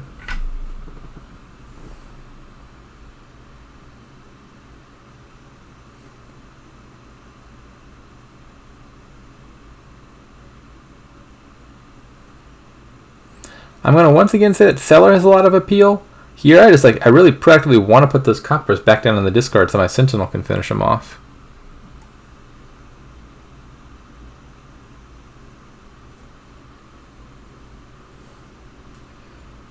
Also, maybe they have another Sentinel they need to kill as well. Is there a copper and a Sentinel down there already? Maybe just play the Sentinel directly from this position.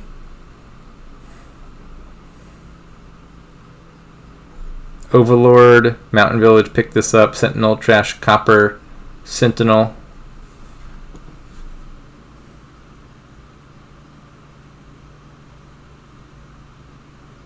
Interesting order. Not quite sure where this turn is going.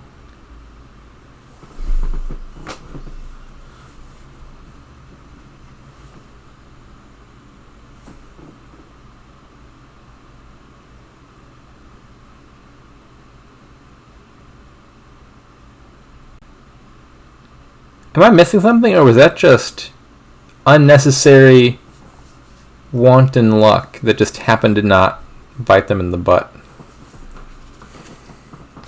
So they were going to play the Sentinel anyway. They could have played Sentinel first and then drawn with Walled Village, and then they would have guaranteed they draw the Overlord. It looks like they just drew blindly with Walled Village and just happened to draw the one card in their deck that they wanted to draw, which was the last Overlord. And then there was no reason they had to do it in that order.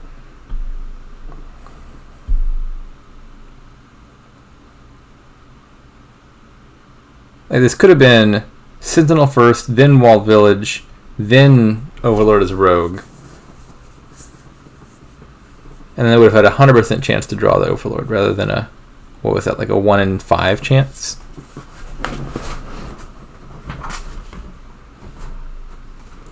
Alright, Agoo kills the final Sentinel. tmnko is now decisively winning the Sentinel split.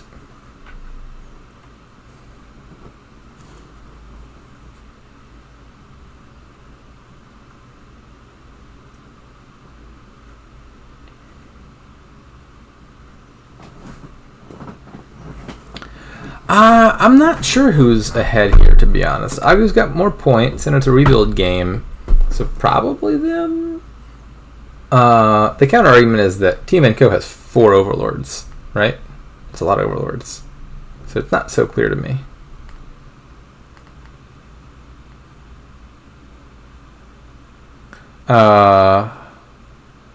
Oh, I don't know about this order. We're not playing Lost Overlord.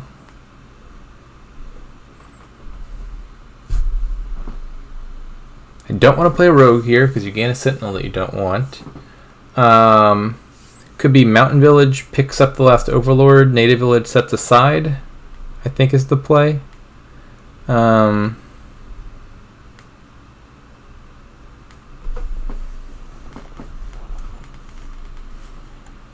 Is gaining estates crazy? Yeah, you don't need estates. Estate's pretty inefficient because you have to rebuild it twice. The rogue can gain duchies, and then the duchies can be turned straight into provinces, which I think is a lot better.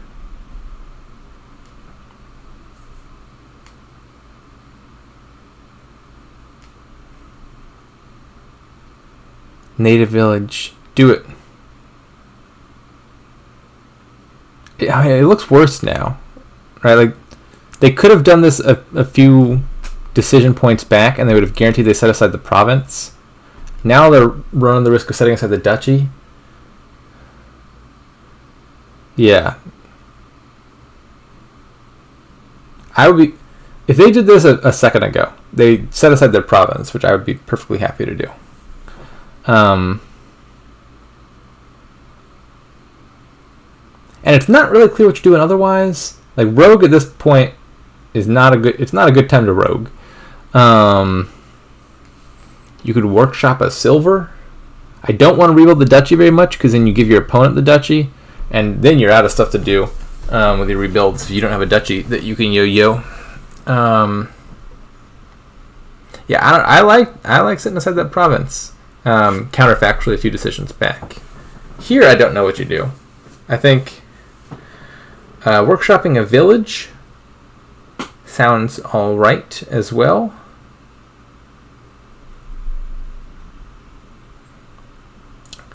All right. That is another just like unnecessary. Let me take a blind risk when doing the same thing in a different order could have gotten me the good outcome with 100% probability. These players are taking some risks. Not necessary risks necessarily, but risks nonetheless. The tmnko, it's been this play order with a lot of the overlords. With Agoo, it was opening double sentinel when there is double sentinel with no downside readily available as an alternative. Why not Hamlet as a village? I mean, there are some cases where discarding cards can be a proactive benefit, but they're more situational, I think. And so if you want to discard something, like that strikes me as the sort of thing you want to accomplish with an Overlord play, because like sometimes you might want to discard in a particular position. The cards that I want in my deck as like non-Overlord cards are cards that like I always want the upsides of. I think Hamlet wouldn't be bad. I mean, it would be fine. I would think Walled Village is the most like guaranteed positive value, no downside, the one that I always am happy to see. Whereas Hamlet is one that I want in a specific scenario, which is the sort of effect I'd like to get off of an Overlord, because then if I don't have that scenario where I need to discard a specific thing, I can do something else with the Overlord. Also, like, context dependent, is it better to discard with Hamlet or with Cellar? You might want a discard effect, but you might want to discard via a different way, and Overlord offers that upside.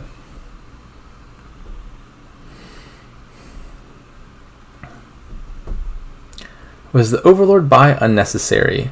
I think the Overlord buy was probably a good thing. So the argument for the Overlord buy, to my mind, is supposing you don't buy the Overlord.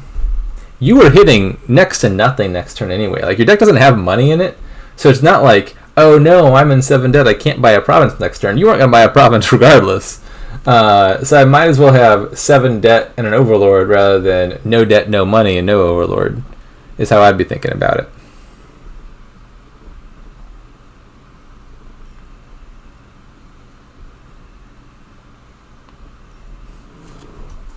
Yeah, maybe you just play Rogue a bunch of times. The Rogues get dangerous. Like, if there's no duchies left, those Rogues are starting to add Sentinels. That was a confusing game to me. I liked the just spam overlords idea. Seemed good there. I think tmnko's play order was a little bit questionable, but the double sentinel opening was just wild, unnecessarily wild. They got the good side case with the turn 3, turn 4 sentinel plays, and it still didn't look great. I don't believe in the double sentinel opening. I remember back when allies first dropped, I kept trying to make double sentinel work, and it's not a thing. I don't think you need a lot of like specific upside in the kingdom that makes double sentinel look better than usual, and there wasn't any of that there. And if anything, there was stuff militating against it in the form of the overlord pile. Anyways, new kingdom. What's going on here?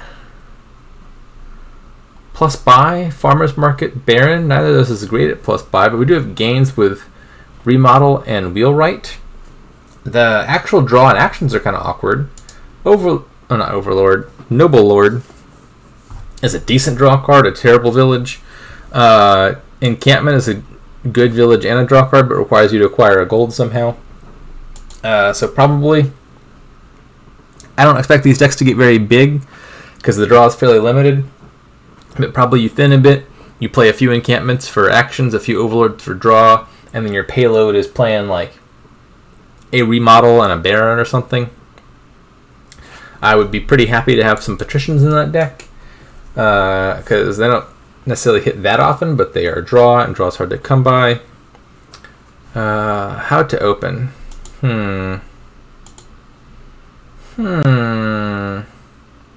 Remodel bonfire? Oh, farmer's market's reckless. I didn't notice that before. That probably makes it worse here, I think, for most intents and purposes.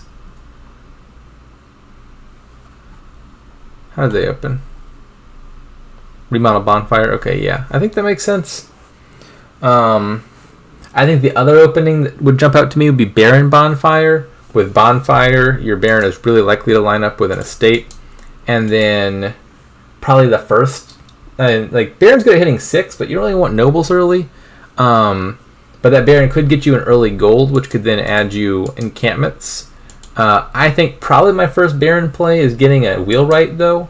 Because if you have estates in your deck, wheelwright can discard estates and gain encampments or patricians, both of which look nice. So I think like Baron Bonfire into wheelwright followed by gold. Wheelwright gains encampments, and then you keep them around. Looked pretty good. The remodel opening obviously is just like, let's get really thin, which is almost always a good thing to do.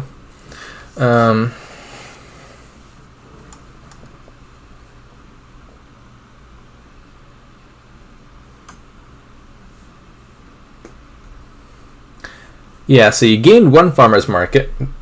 The first one you play, like you gain a farmer's market, you play it, it gives you 3 money and 2 buys, which is like a terminal gold that goes away again. So you bought a terminal spoils for 3, and it makes its money back. That's not something you really want to do, but like if I gotta gain a thing off of my remodel, maybe I turn an estate into a farmer's market because it kills itself later, is like okay-ish, I guess, maybe. The second farmer's market gives you 3 money followed by 4 money. A one-shot $7 2-buy card, that sounds pretty good. The third farmer's market gives you 4 victory points and 1 money, which is bad early on, but would theoretically be good later. And the fourth one's 2 plus 3, so 5 money. And then the fifth farmer's market, the elusive fifth reckless farmer's market. Legends have told of such a thing. It gives you 4 money and 4 victory points for one $3 card and 2 buys to top it off. Wow, now that is a high quality farmer's market.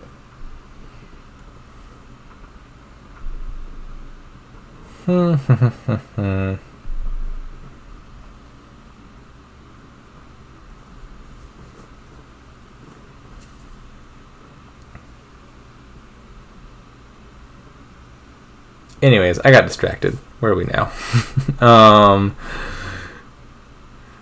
Turn 3, tmnko has 3, buys the supplies, could consider a second bonfire as well. Agoo has 2 and a remodel, gains the Baron, buys an encampment, looks good to me. Buys another encampment, buys another supplies. So Agoo wants the Agoo's going for barons and encampments. tmnko goes for a second remodel, a bunch of supplies. I think I prefer the baron plus encampment. I don't dislike the... I like a baron more than I like a second remodel, I think. Supplies versus encampment, I think, is closer.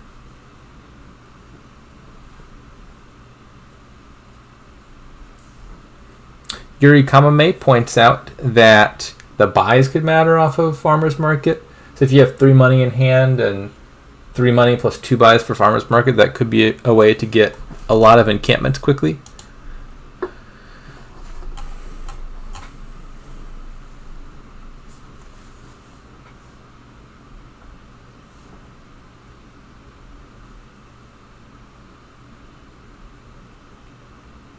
Remodel into nobles. I'm going to say no to the bulls. I don't want nobles that much at this stage. I want... like, encampment is just a better card than nobles. If I can play an encampment and not lose it, that's a lost city. Nobles is a smithy. So I'm trying to hang on to these encampments. I don't have the nobles once I've accomplished that.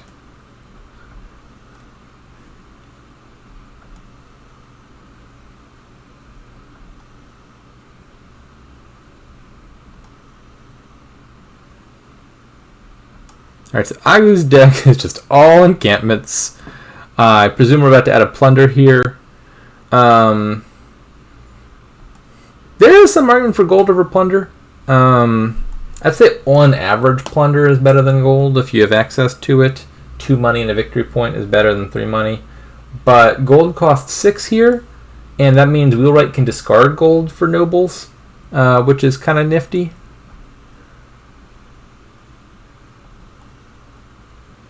Played a horse before playing an encampment with a plunder already in hand. That does sound like an odd play order. The reason to play horse first would be to make sure your encampment finds target.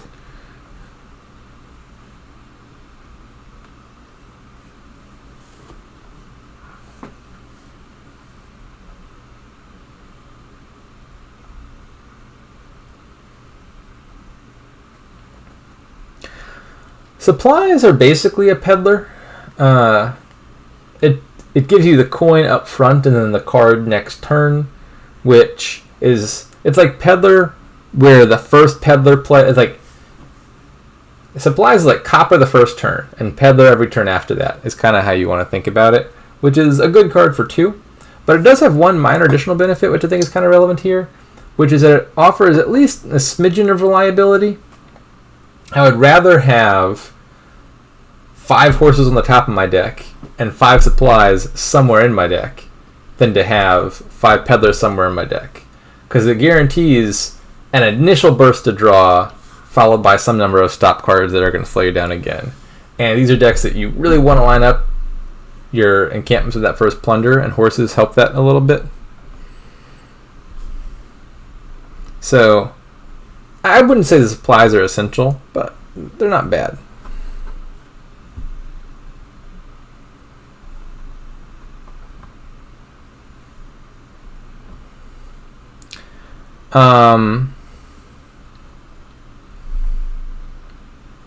As I say that, I'm noticing that tmnko only has the 1 encampment. Is it possible that all the supplies may be traded off for the encampment? I don't know. If the reason they don't have the 2 or more encampments is because they took too many supplies, well then maybe I might need to walk back. The supplies not bad here. Obviously supplies is a good card, but encampment is a necessary card because encampment's the best village here. So certainly... if I had to pick, have a bunch of supplies or have more encampments, I'm picking the latter in a heartbeat. Alrighty, we're doing the Wheelwright yo-yo. That can't have been... there's no way that was the best order. So they... rewind that. They have a bunch of actions here. They could have, for example, discarded plunder, gained a Wheelwright, played nobles, drawn the Wheelwright, gained something else off of it, a second Wheelwright, third Wheelwright off of the plunder again, or discarded... this is the only line that gains a nobles off of Wheelwright, but the line that involves playing the nobles gains you a bunch of other stuff, and then you can gain nobles next shuffle.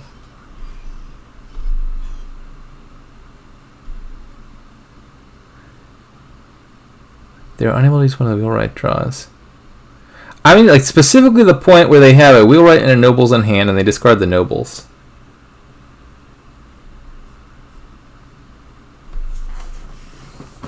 That's the play I'm suspicious of.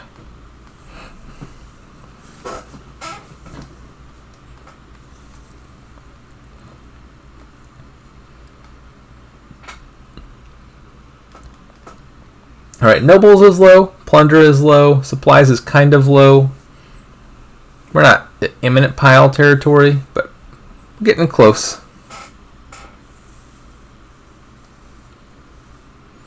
At what point is patrician better than supplies?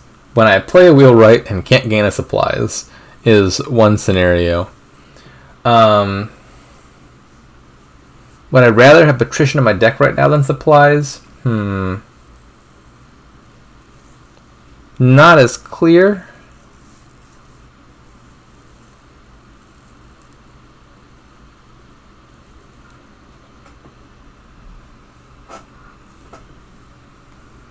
I think I'm still on team supplies. The money makes a difference. These players are hovering like right around just enough money to buy province for tmnko or for agoo. This is they don't have a surplus of money, and so just like a peddler in the deck, I feel like probably does more than a patrician that's like a cantrip, maybe a lab. It's close. I would not, if they were to buy more patricians and fewer supplies, be outraged or bewildered. I think I lean towards supplies ever so slightly.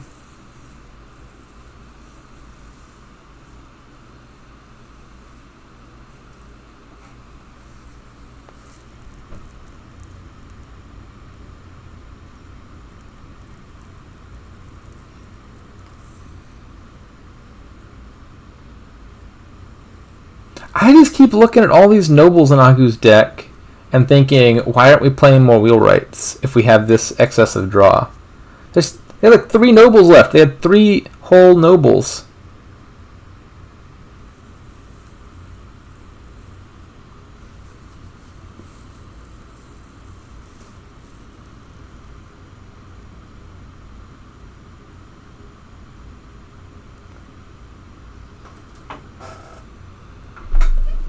The stats on nobles are ridiculous. It piles in just an absurd number of kingdoms. And like there are so few kingdoms where you look at the kingdom and you're like, dang, I really want nobles here. I think it's a combination of people get it when they shouldn't, and it's also just like a begrudging, fine, I'll get nobles, I guess, sort of card in a lot of situations. Like, oh no, there's no other village, I guess I'll get a nobles. Or, oh, it's the only draw, I guess I'll get a nobles. Or, oh, I'm scoring and I'm kind of in that intermediate phase of I don't really want to go all in on duchies. I guess I'll take a nobles for a few points. And there's a lot of those buys at various points that probably contribute to legitimately piling out a bunch. But you would think nobles is just a highly sought after card based on its gain rates and its empty pile rates especially. I remember the first time I saw stats on cards, the good old Council Room website about the isotropic games. It told me my best card was nobles, and I was like, what? I never buy that. But I guess that was the point.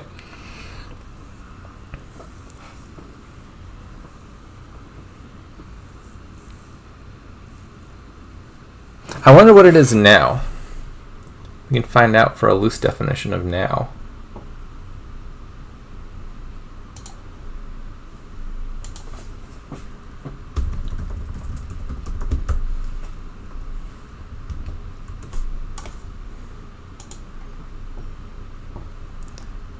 So I'm pretty sure the outperformance rates are among those stats that haven't been updated since what, like pre-plunder. So this is going to be a little bit dated, but we can see what cards Steph has the highest outperformance with. He's got 12,300 games in the database. That's enough, I think, for these numbers to be okay. I want to say outperformance stats are among the least reliable because they're low sample size in general, but this might be enough to make slightly better than baseless speculations. Looks pretty over. Probably. I mean, tmnko did just close the gap a tad on the encampments, but they got they got a points deficit. The piles are super low. Agoo's not deading here. This is probably ending this turn, isn't it?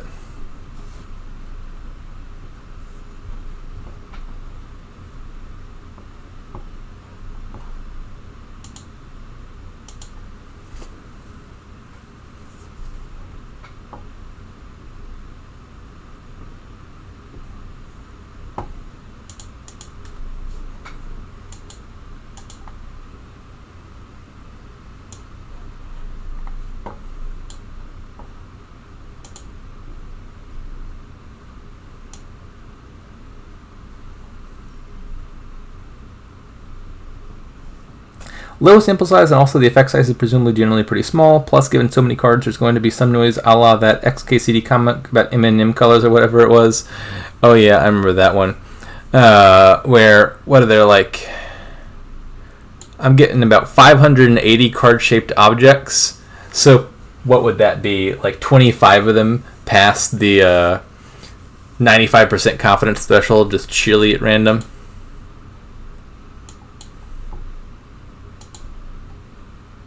What's important is not having accurate data. What's important is having data to talk about.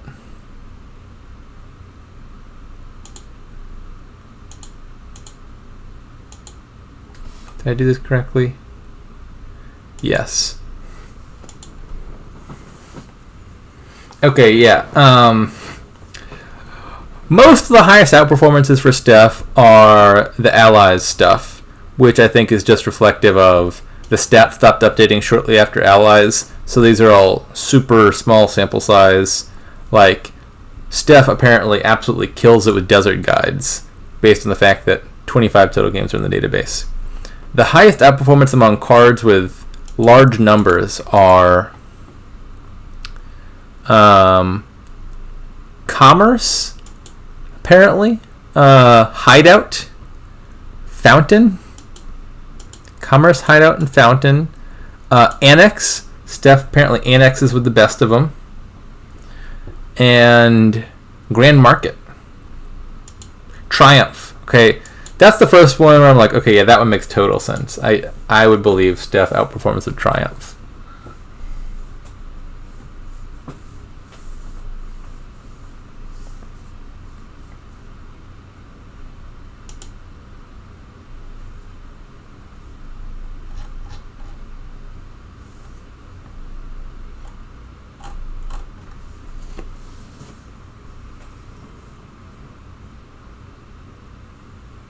Does he have a below average gain rate? I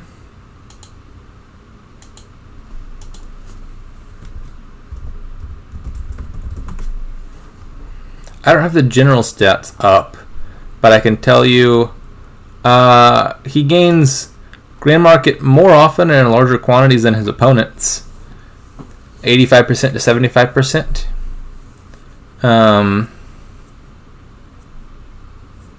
I mean, some of that could be a product of, like, Grand Market is one of those win more cards where you're already ahead. Your deck could probably add the Grand Markets. But it doesn't look like he's winning by virtue of skipping them a bunch.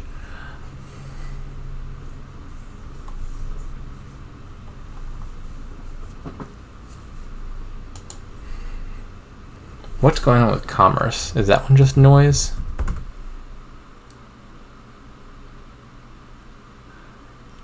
Steph buys Commerce 6% less than opponents. 34% versus 40%.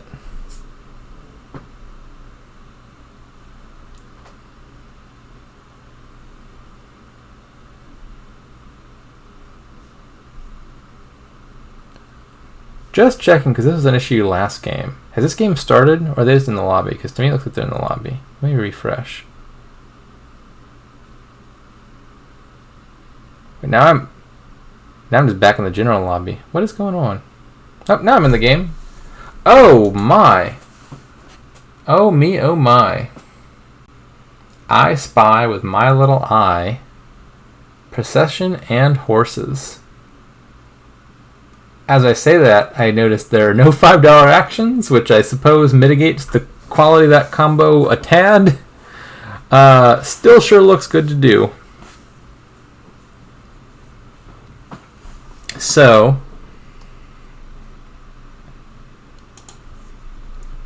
Procession is a card that pairs very nicely with these one-shot $3 action cards that we're going to leave your deck anyway, so might as well process them and get 2 horse plays out of each horse, and you get to gain a 4-cost card.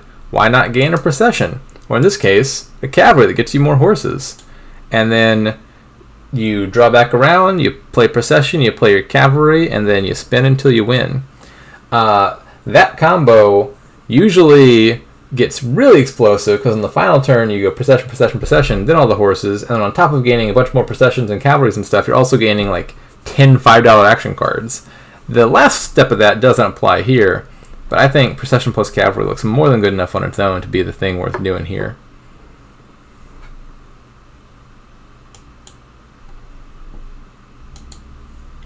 How do you open? My first instinct is Bounty Hunter Develop.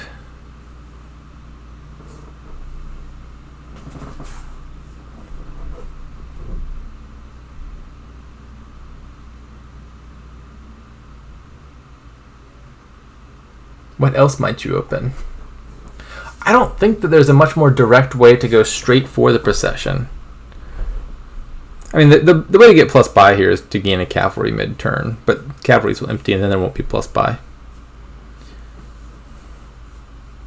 There are some gains that develop, which is something. You can gain duchies.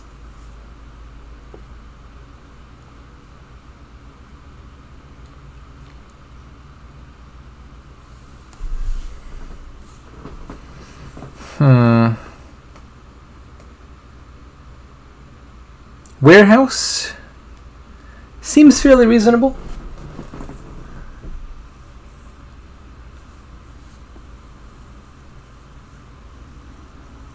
I like the develop more.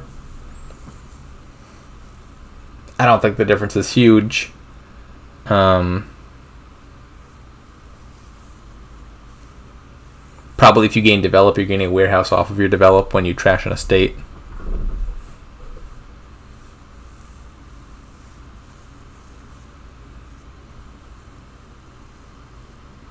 Oh my!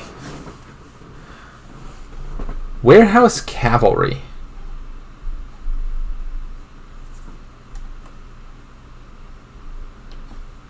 Agoo says, I value my coppers and my estates. I would never trash them.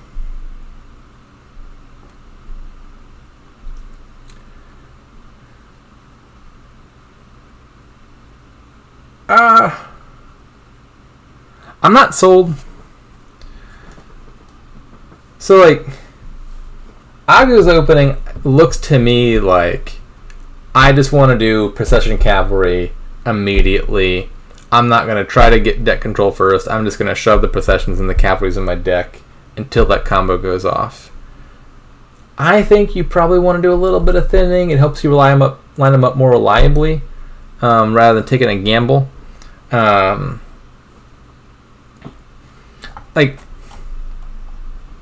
Agoo's opening looks like the sort of thing I would open with if I'm loading a kingdom after the fact.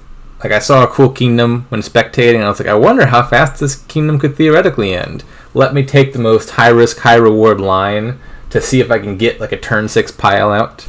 And if you're gunning for the turn 6 pile-out, you're not taking time to thin your cards. You're just putting the explosive stuff together and hoping it ignites. But it's risky in a ladder game.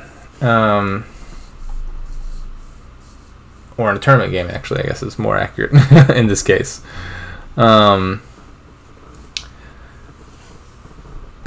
again, like pointing out, Procession Cavalry is just like top tier combo, extremely strong. It is a little less strong than usual here because of the lack of 5. So, for example, this turn where they processed a Cavalry gaining 4 horses would normally be a very happy occurrence. Here is like, you you got 2 extra horses, but you lost your cavalry, which is kind of a good card here. We'll see.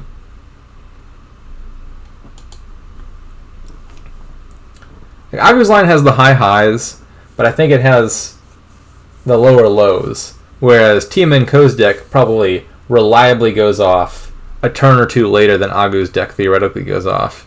But I don't know. We'll see.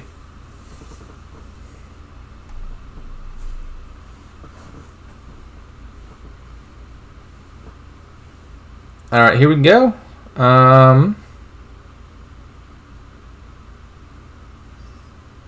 We're doing the stuff.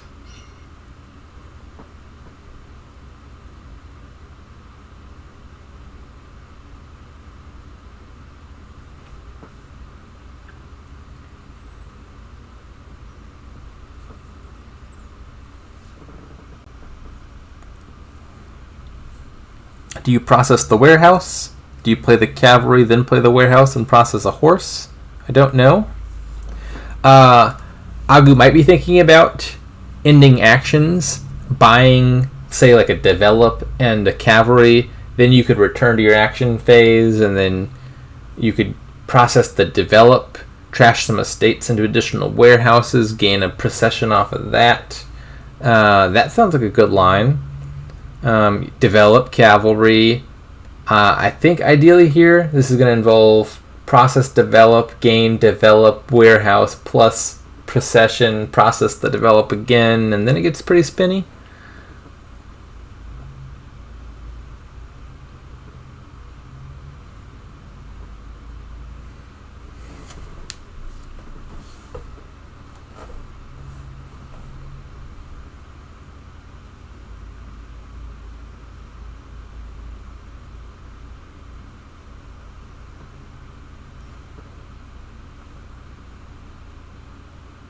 Didn't get another develop. They played the develop but didn't process it. They processed a horse. I expected another develop. I expected procession on develop. I didn't notice it did the draws not line up for it. I'm not sure.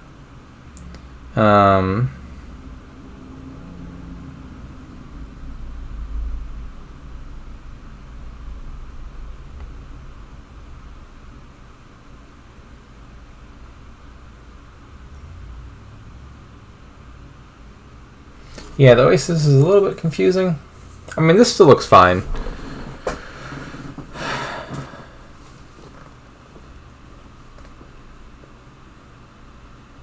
Oh my. That was not much of a turn. That was not much of a turn at all. So from this position, it sure looks like Agoo's got a lead. How did the earlier turns turn out? Agoo plays some cavalries and buys an encampment. Buys a procession. Meanwhile, tmnko exiles a thing. Buys a cavalry. Buys a cavalry. Doesn't find the where's the? I guess the develop. Yeah, the develop was in their turn 4 hand, but it collided with cavalry, and they didn't elect to play it. Buys a cavalry.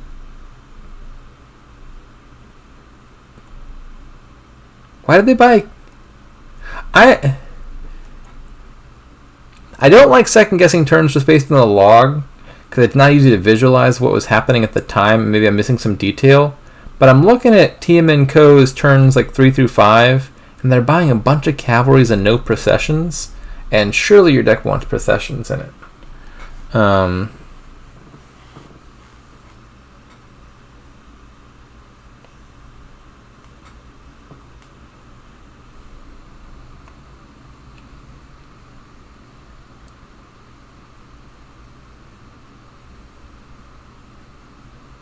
Pile on procession, develop, and 1 duchy. Not sure it's feasible.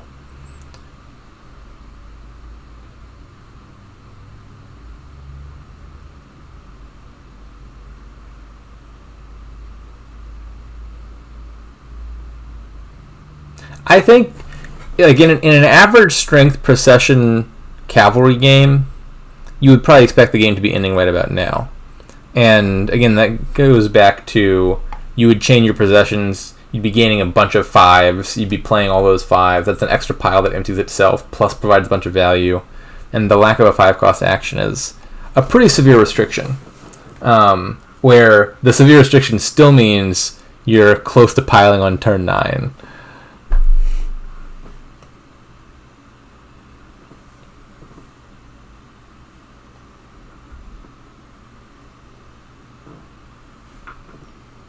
All right, we have a resignation.